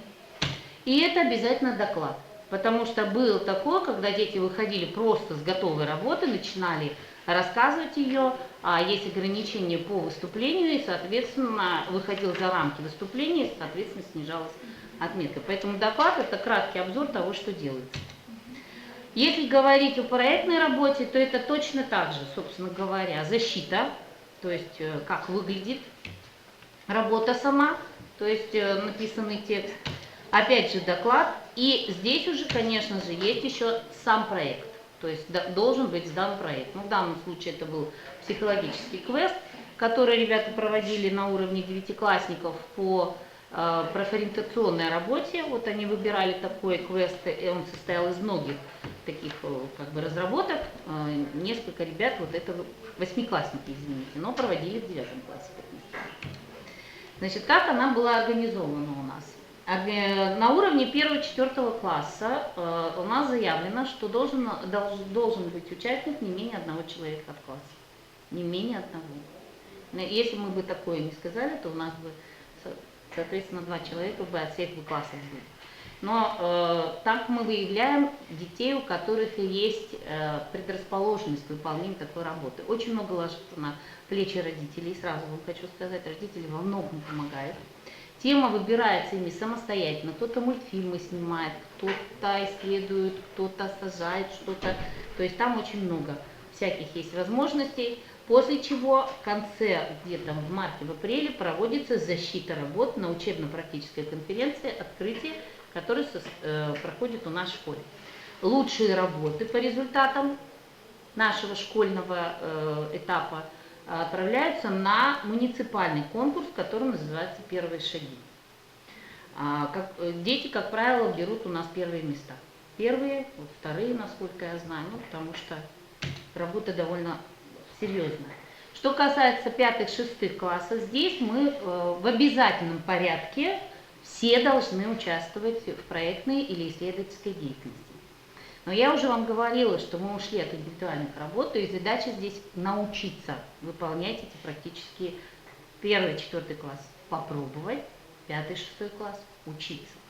То есть они учатся выполнять эти работы, конечно, под руководством учителя. Учитель следит очень четко. При этом защита проводится у нас в рамках учебного предмета, иногда на классных часах. Это где-то в апреле-мае проходит. То есть мы ребят в этом возрасте не выставляем на конференцию. Хотя лучшие работы мы тоже берем. Например, да? Вот так проходит защита проектов на разном уровне. Ну, просто я еще раз говорю, детей много, поэтому мы даем такое небольшое послабление, им не выступать публично, выступать в рамках своего класса, как правило, да, учиться во всяком случае. А здесь, конечно, серьезные требования к учителю, то есть по качеству работы, то есть с учителя спрашивается, качественная работа была выполнена или нет. Что касается 7-8 класса, если в 5-6 классе, то может быть даже классный проект, то есть все дети участвуют, да? Большие группы, по 7 человек, по 8, например, они делали деревню, помню, деревню, проект такой, да, был у них, их там полкласса задействовано было. То в 7-8 классе тоже групповая пока работа, но это группы маленькие, то есть где-то 4 человека, может быть 3, очень много детей идет на индивидуальные работы, уже пробуют свои силы. В этом случае тоже тема выбирается самостоятельно или с помощью учителя. И защита осуществляется уже на конференции, которая называется «Юный исследователь». То есть здесь они уже публично выступают, работает жюри. Если там по критериям работают дети класса, то здесь 3 человека в жюри сидит, которые очень серьезно подходят к тому, как оформлена работа, каково качество презентации, качеству продукта, то есть все это просматривается. А лучшие, опять же, работы отправляются также на районную конференцию, на муниципальный этап, но здесь он уже называется «Шаг к науке». Вот 5-е, 6-е, 7-е, 8-е в основном у нас отправляются. Что касается организации исследовательской или проектной деятельности в 9 классе, работа только индивидуальная. Только индивидуальная. Когда мы первый раз стали читать документы, мы понимали, что ее надо проводить, мы сначала даже думали делать вроде что-то экзамена такого, но потом поняли, что смысла в этом нет. И мы детям не даем возможности тему выбрать самостоятельно. Единственное, что мы даем возможность из нашего списка тем выбрать ту, которая вам более интересна. То есть мы задаем список тем по предметам, ну и есть еще надпредметные несколько тем, в каждом где-то по 5 тем, по 5-6 тем. Во-первых, это и учителю проще, да, проверять, поскольку у меня 5 человек, это же не считая еще 7-8 классов, да, кстати, там есть тоже ограничения, мы на учителя обозначили квоту 6 работ, ну, потому что иначе просто невозможно, еще будут девятиклассники, да. И вот мы им даем работы, темы в сентябре месяце освещаются где-то во второй половине сентября, во время как раз идет еще и дополнительное занятие с девятиклассниками, еще раз проговаривается, что и как. И теперь у детей не руководитель проекта или исследования, а тьютор, то есть только консультант. Причем в документах прописано, что тьютор в 9 классе никакой ответственности за качество выполненной работы не несет. То есть ребенок должен к 9 классу научиться делать все самостоятельно. Поэтому спрос в 7-8 классе, в 5-6 классе с учителя большой, а в 9 нету его. То есть вы должны все делать сами. Перед экспертной комиссией защиту мы перенесли на январь-февраль, мы все понимаем, потому что идет итоговое собеседование, и потом подготовка к ОГЭ, поэтому они должны эту работу выполнить к этим срокам. У нас проходит межпредметная неделя обычно в это время, и вот один из дней это защита как раз вот этого проектного или исследовательского продукта. Здесь темы, когда мы обозначиваем, значит, они не имеют права выбора одной и той же темы там 2 человеками. Поэтому они спрашивают, когда темы появятся. Я говорю, завтра у нас в стенде темы появится, кто успел, тот и съел, как говорится. То есть они бегут быстренько, вот это моя тема, запишите меня на эту тему. То есть вот так вот организуем. Тема учителя. Темы я сама, например, по биологии 5 тем выдаю, или 6 тем, да, там историк 6 тем по истории. Есть и по физкультуре темы, то есть их много, по любой предметной области, потому что они в этом случае предметные какие-то вещи должны делать. И вот так проходит защита индивидуального итогового проекта 9 класса. Ну, вот они защищаются, отвечают на массу вопросов, которые им задается, организовывают сразу 4 комиссии в разных кабинетах, и вот они работают лично. Что касается в 10 классе, значит, мы долго думали, что нам делать, поскольку у нас проблема, у нас нет лабораторного оборудования, чтобы делать исследования серьезные на уровне 10 класса. Но вот сейчас появляются точки роста, понятно, там что-то приходит, но пока еще сами учителя должны что-то освоить. И мы решили, что это ведь не обязательно должно быть исследование, это может быть проектная деятельность, причем которая работает на саму школу. И в настоящий момент что мы сделали? Мы, понятно, что обязательно участие в проекте, одному человеку его не вытянуть, потому что проекты громоздкие, сразу говорю. Поэтому это может быть группа. В 10 классе это 3-4 человека, например. Тема выбирается в зависимости от запросов школы. То есть это может быть междисциплинарный день обучения. Вот когда мы пришли к 10 классу, мы создали клуб «Клевер». Это клуб создателей интеллектуальных игр «Клевер». Спортивные фестивали могут быть на базе школьного спортивного клуба «Олимп», экскурсии в музее в рамках работы школьного информационно-библиотечного центра и так далее. То есть мы сначала выясняем запросы свои. И вот десятиклассникам часть десятиклассников в этом году отрабатывали именно междисциплинарный день обучения, посвященный Дню Победы. То есть в этот день они проводили экскурсии, готовили, в общем, все мероприятия, которые там были запланированы. И после того, как они это все провели, срок защиты их, соответственно, перед администрацией школы – это май. Ну, у них нет экзаменов, поэтому, в принципе, в мае можно это сделать. Вот так у нас проходит междисциплинарный день обучения, был 6 мая в этом году. Это организация различных площадок, где работали дети. Понятно, что я не могла быть одновременно на всех площадках, но вот показалось, что дети достаточно самостоятельно делают работу. Что касается 11 класса, то есть группа немножко становится меньше, то есть это уже 2-3 человека. И здесь мы на них повесили нашу метапредметную неделю. В этом году она у нас называлась «Фундаментальные понятия», она проходила в январе. И они в рамках этой метапредметной недели были разделены на вот такие группы по 2-3 человека. И, например, 2 человека курировали первые классы и вторые классы. Каждый день проводили какие-то мероприятия. 2 человека 3-й, 4-й, 5-й, 6-й, 7-й, 8-й, 9-й, 11-й. И надо сказать, что уровень организации мероприятий у детей был очень высокий. То есть мы пошли на социальную такую составляющую. Вот так проходила наша метапредметная неделя. В прошлом году была это у нас, как она называлась, миром управляет красота, там, разум. Ну, здесь вот фундаментальные понятия были. Теория, практика, творчество, инноваторство. И все мероприятия в этой метапредметной неделе были посвящены именно вот этой теме. И дети вот на 5 дней они были задействованы вот в этой работе. После чего где-то в марте они провели защиту, то есть защитили свои проекты. И на этом, в общем-то, дальше они уже пошли заниматься конкретно подготовкой к ГИА. То есть вот так мы пришли к этой системе своей, и пока не хотим от нее отказываться, потому что она показывает достаточно высокий уровень и работы учащихся, и самое главное, очень высокий уровень самостоятельной работы учащихся. Да. Правильно ли я поняла, что 10 класс, что 11, ну там было по 3-4 человека, тут 1-2. То есть, допустим, они готовят какую-то метапредметную неделю, их условно, например, там 20 десятиклассников, они делятся на 3-4, и у каждого есть свое мероприятие. Не одно. Даже.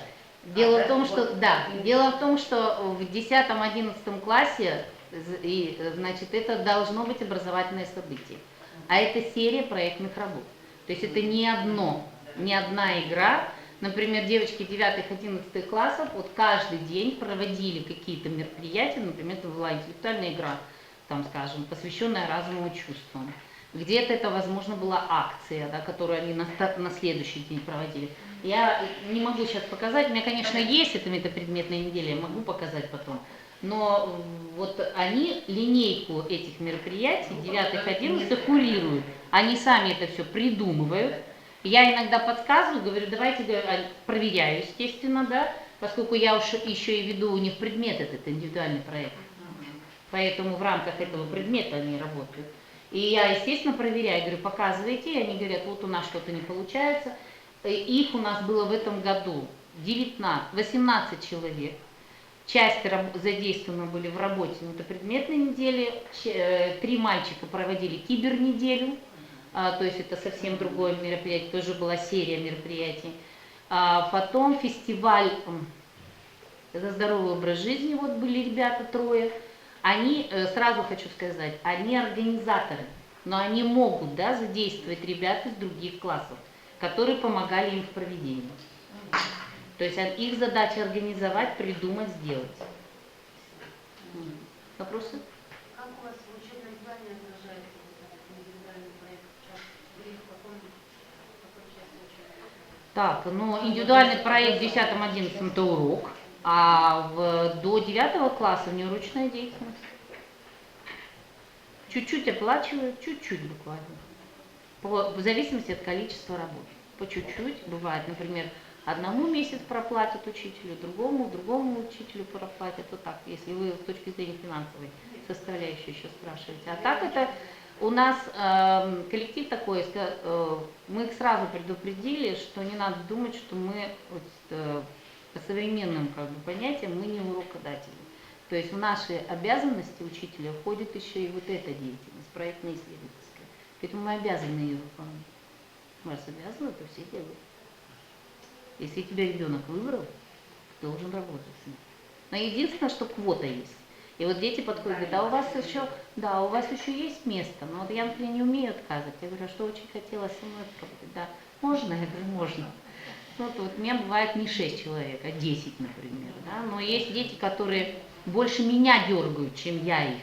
То есть я должна быть дергать. Нет, начальник это только проба пера, так скажем, да, и поэтому есть желающие, вот, например, у нас есть учителей по 3 человека, да, предположим, есть 1.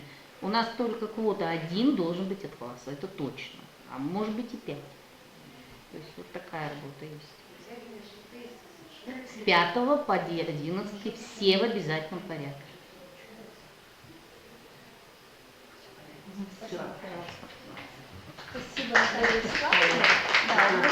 Да, осталось буквально 7 минут для выступления Лидии Федоровны Волошевой, которая представит свой опыт и эффективные средства подготовки к ОГЭ по географии. Лидия Федоровна, да. Да.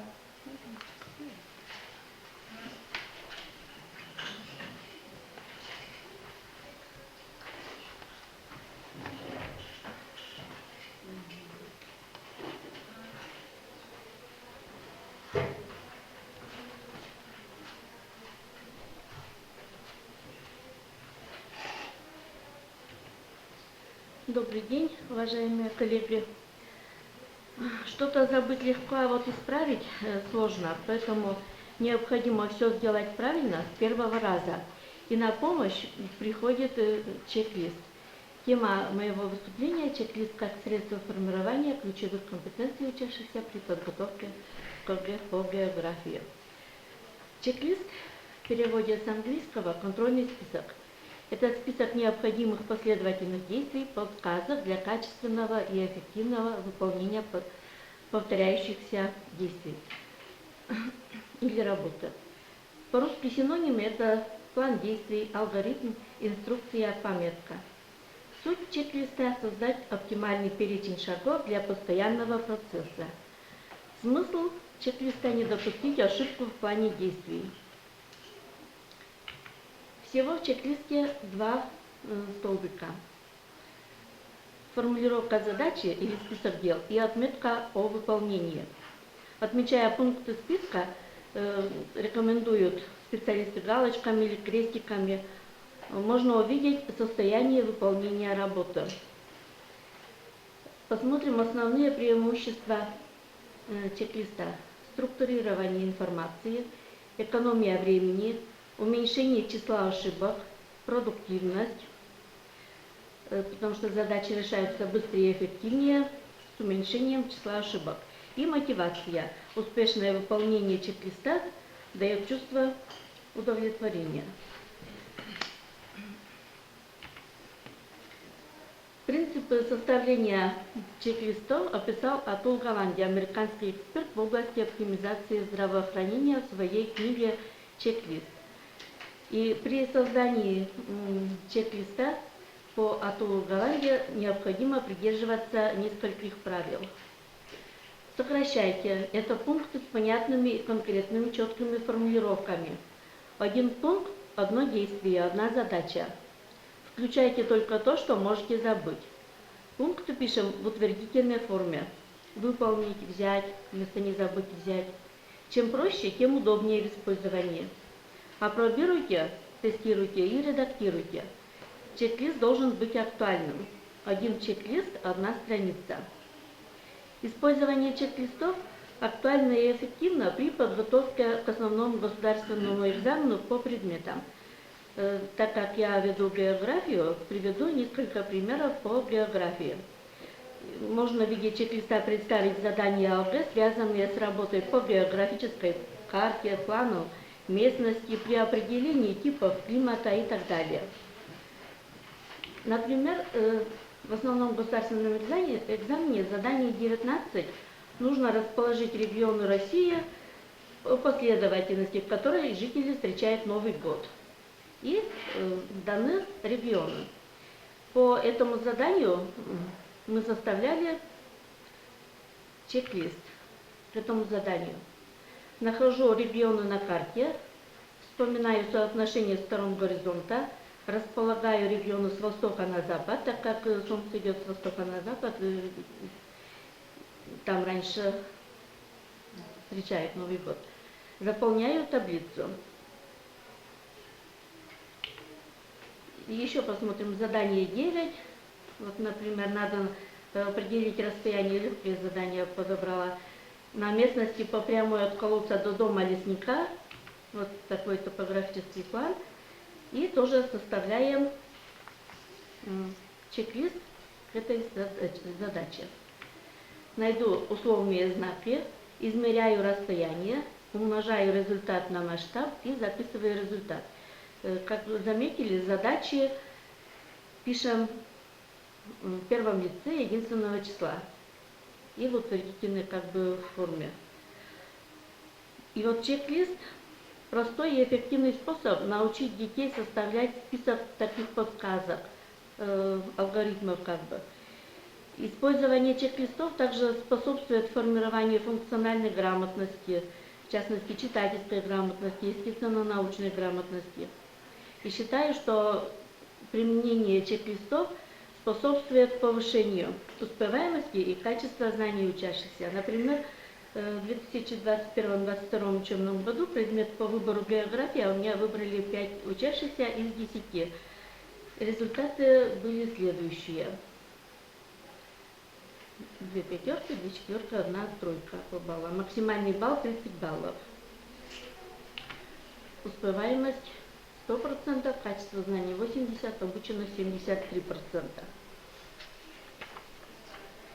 Необходимость использования чек-листов очевидна, особенно при подготовке к государственной итоговой аттестации, потому что не только в ОГЭ, в основном государственном экзамене, но и в едином государственном экзамене тоже включены там задания, требующие текстового анализа, интерпретации и преобразования информации. И чек-листы можно применять и по другим предметам, по другим учебным предметам, во всех классах, в целях формирования ключевых компетенций школьников. Вопрос. Чем отличается чек-лист от алгоритма? Ну, алгоритм инструкция более подробный, поэтапно описаны все шаги для достижения результата. И вот там дают понять, как это сделать, чтобы добиться результата. А чек-лист указывает на то, что нужно сделать, чтобы получили результат. Там нету подробной информации, да. Нету подробной информации, кратко. И главное выполнить все пункты, чтобы добиться хорошего результата. Вы сами составляете? Вначале, да, совместно с детьми, но особенно это очень актуально для слабых детей, потому что сильные и так запомнить, как выполнить это задание, а слабые дети труднее сдается, и поэтому это очень актуально для слабых. А ваши коллеги пользуются по другим предметам? Ну, алгоритмы, скорее всего, конечно, составляют, но чек-листы, я не знаю, наверное, пользуются, может быть.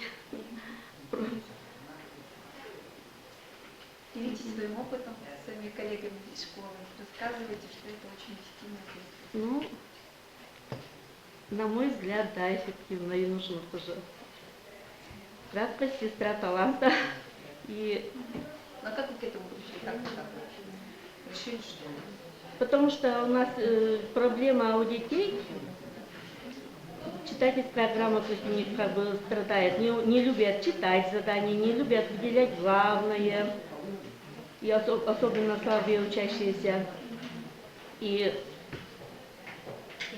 инструкции не читают в основном, да, не читают. А вот когда такой алгоритм совместно делаем, это же можно многократно использовать чек-лист. Вот это еще этим отличается от алгоритма.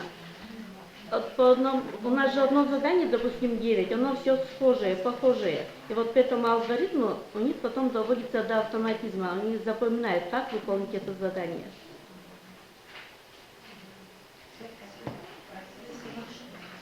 Коллеги, на этом мы будем завершать. Я думаю, что действительно наша площадка получилась довольно интересной, продуктивной.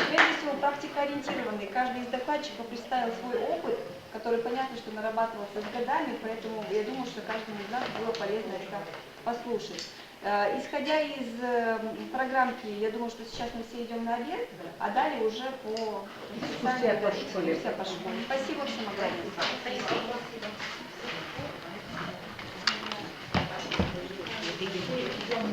Катерина Михайловна, иди сюда. Презентации где-то будут или нет? А вот не знаю. Презентация здесь на рабочем столе, можете скопировать себе. Да. Катерина Михайловна куда ушла? Иди презентации скидывай, сами скинем. А вот скидки все презентации. Они в одной папке. Вот здесь чья флешка? Это презентер. Это с презентера вытащить можно. Черная флешка, это моя. Ее можно вытащить, да? Да, ее мне дать. А ее не надо, это ее просто вытаскивается и все, да. Возьмите, пожалуйста. И вот это доклады выступающих, а исследование урока ИБТ. Еще раз, вам все Да, папочку да. скинуть? Если дадите, Вот это отдельно, и там папочка. Отдельно, да? И сюда тоже. Отлично, исследование урока я вам закидываю. Нет, в программке правильно, но когда мы регистрировались, Доклады выступающих. ну хорошо, а то я сейчас сижу и вспоминаю, что я говорю, это есть презентация, да? Либо тоже, да? Да, я закинула. И что еще отдельно? Вот доклады выступающих. Я закинула. И закинула. Все, и сюда мне тоже. Спасибо вам Нужно большое. вытаскивать. Очень интересно было у вас. Нормально. Как всегда. Нормально. Молодец, очень хорошо. Спасибо. Молодцы.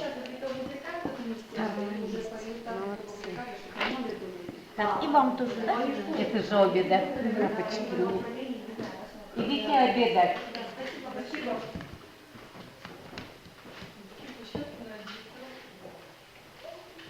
Спасибо большое. Ну, в целом, что-то мы не подвели итог-то, как, кто что. Ну, что-то чего. как-то мы регламента не придерживались, нисколечко. А что-то у нас один докладчик один откуда-то забежал, а мы 2 минуты рассказала. Поэтому нормально, как бы уложились. Не, мы уложились, да. Спасибо. Нормально. Нормально. Все, Ну, не отлично. скажешь, что затянуто или... Нет, ну я бы не сказала, интересно было слушать. Бывает, знаете, вот такие занудные доклады. Занудный, да, сидишь уже А и тут вот как-то вот утухаешь. все воспринималось. А тут как бы да. все И воспринималось мало было, хорошо. и... Спасибо вам большое. Приходите еще. Ой, обязательно, нам очень понравилось.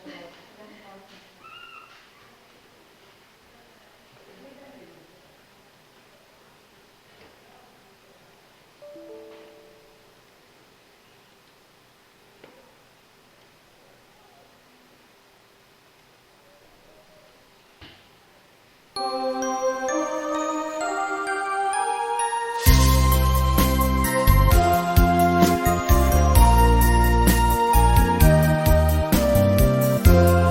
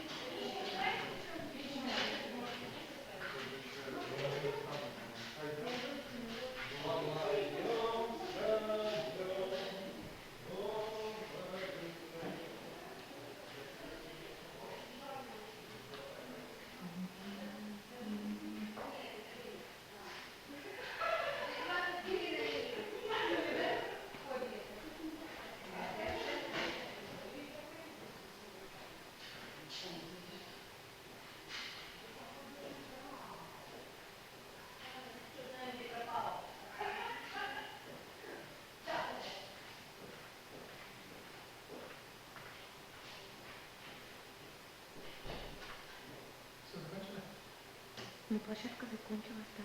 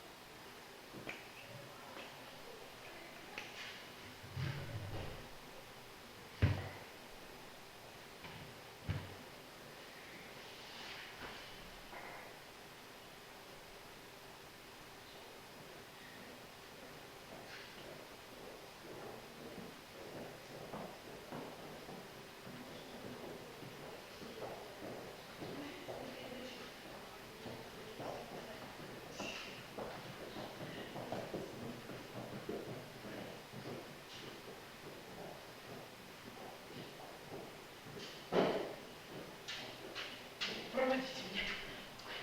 Ну, теплая, да, 7. Капронок. Вообще капец. Господи, неужели заканчивается? Если буду долго ждать, если что, на экскурсии вообще никто не придет. Да. По времени. Все сбилось. Ну, как бы, кто-то позже вышел, кто-то это, сейчас очередь столовая и так далее. Ладно, пригодится. Нет, это еще пригодится, конечно. Я думаю, не последние гости. А вот и наши возвращаются. Покушали, да? Слава Богу. Ну, открывали несколько раз. Но все равно душно, у нас не рассчитано на такое количество гостей. Поблизости вот только там молочные проходы, античные поблизости.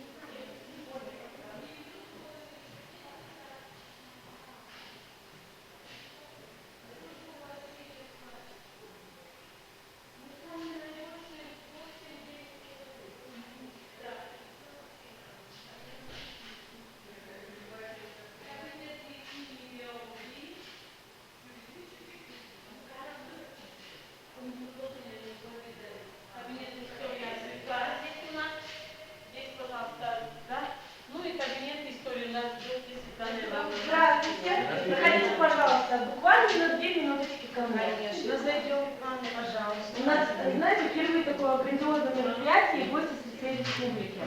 И не только. У нас стало добрые традиции. Приезжал Владимир Викторович, Наталья Владимировна Ефимова, и они все оставляли нам небольшие пожелания, предложения нашей школе. Сейчас я хочу предложить вам оставить автограф на той территории нашей республики, откуда вы прибыли, и написать пожелания нашим детям, нашему коллективу, нашей школе. Ну, подписывай. Желание одно. Я не увидела, у вас есть стенд ветераны труда? А у нас еще жители села Часова. Да, у нас Что есть. я думала, может, кого-то я увижу, с тем, с кем я работала. У Но нас никого стадия не увидела. оформления. Вот Да? началось, да. Ну, в принципе, вся Вот информация напишите, есть. пожалуйста. Я работаю, да.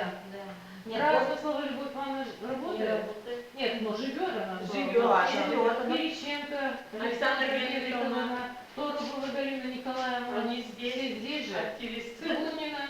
Валентина Григорьевна. Да, Григорьевна Григорьевна. Да. Азизова, наверное, уже, я не знаю, живут, нет? Семен Семенович. Нет, мало сидит. Они мало следуют, да, перед. Леволина Анна Петровна, наверное, уже живет. И вот я принимала на работу у вас математика, да, она уже не была директором, она заслуженный учитель. Зорина Евдокия Федоровна. В этом году 100 лет исполняется. Она жива еще? Нет, исполняется со дня рождения, нам Всех называла с кем? памятно. И на дудке на Федоровна тоже уже знала. Но они уже были тогда. Конечно, Ручка одна? почему? Вот сюда. Если места не хватает, вы можете прямо на листочке и вложить в конвертик.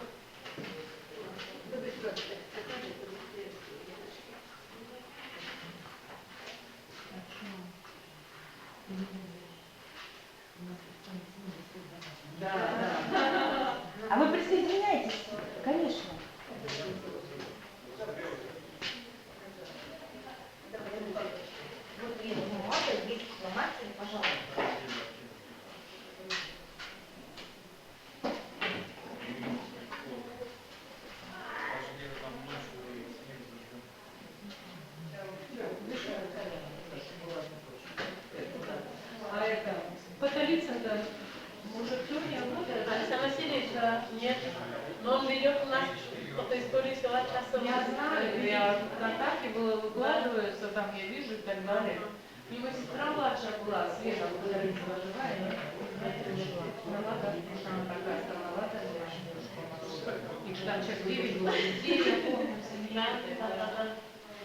Кто у вас тут еще? Юшковы, тоже было, все же ваши. Все наши, да, фамилия, конечно. Я помню. Все, теперь нас поведут кушать. Да, кушать сейчас написать. Конечно, дорогие.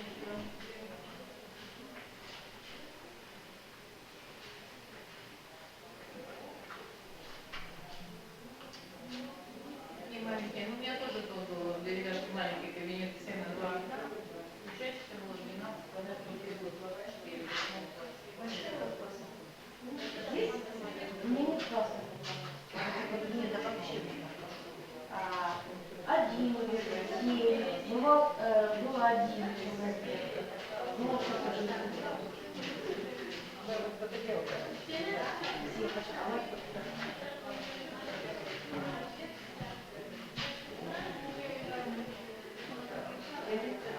конечно. А скажите,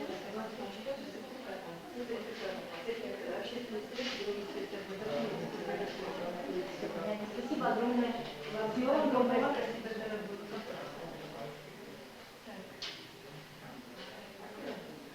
Осталось совсем чуть-чуть. Вас будет совсем. Нам очень понравилось. Спасибо большое. Очень уютно, душевно, какие-то открытые, все помогают, все провожают.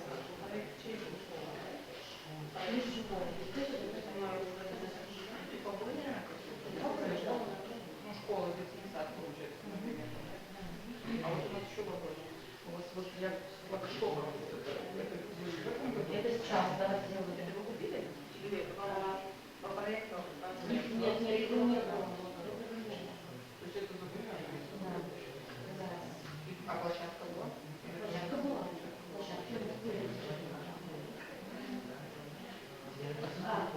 Оставьте, пожалуйста, автограф. Откуда вы прибыли?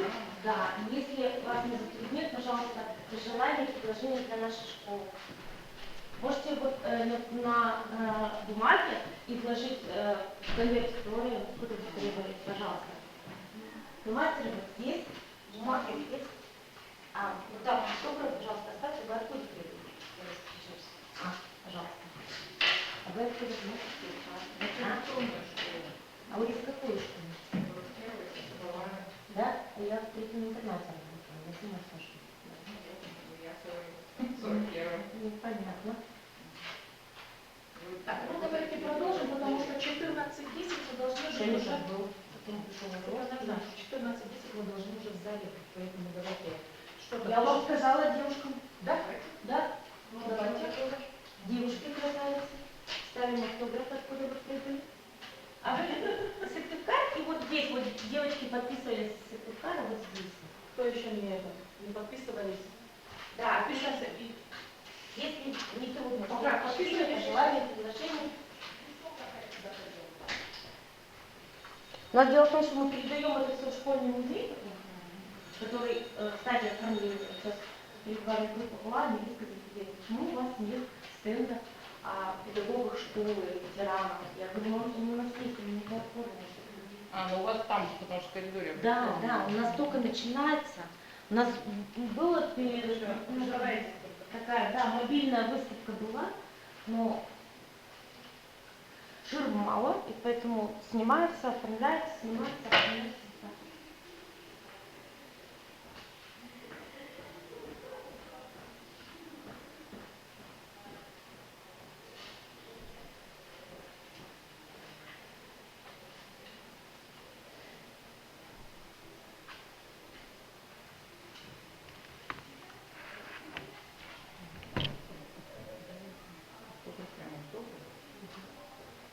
Да.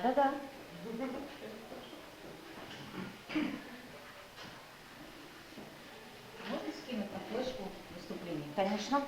Давайте. Мы флешки не взяли, можно на почту? Вы мне скажите почту, оставьте, я вам все поскидываю.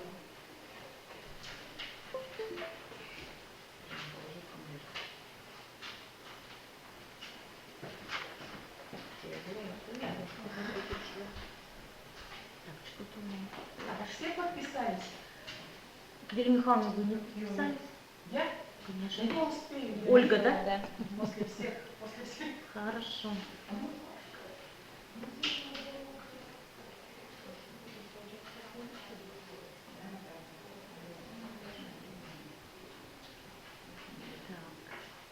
Это ваши, да? Мгм.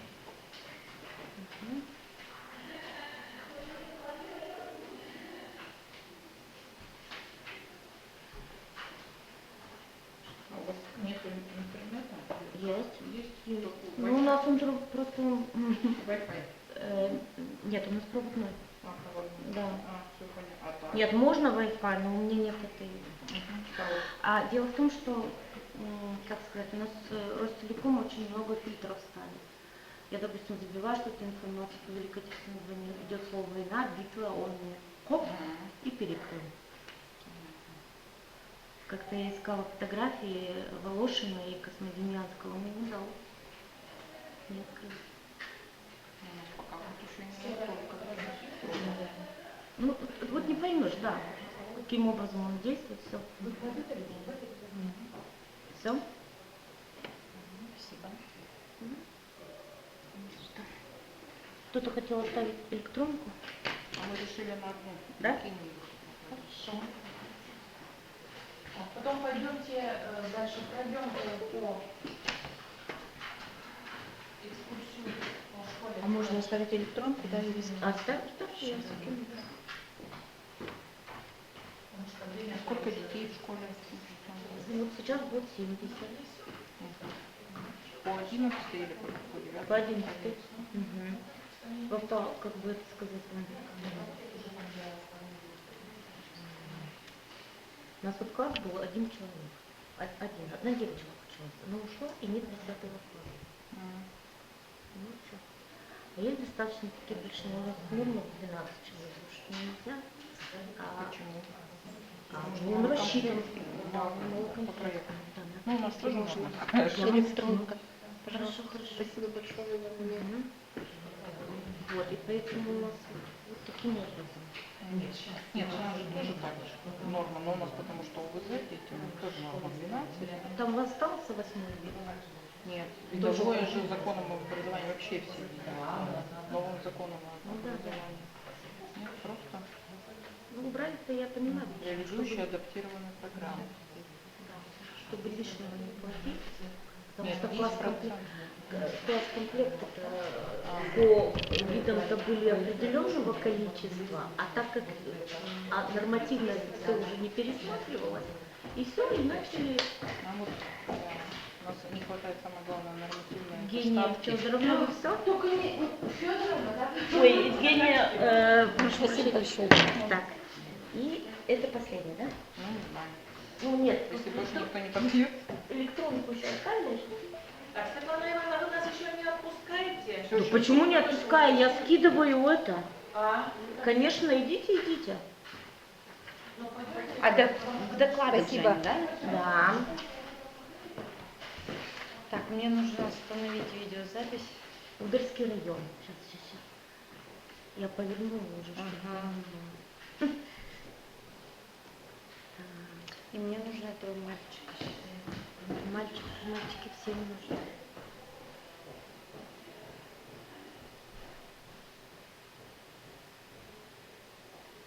А оборудование тоже все было, да? Вот Это вот все школу как школа. построили, Это сколько вместе. по проекту? У нас уже школу не начали строить, у нас уже оборудование поступило. Вот. Все, да. У вас очень быстро.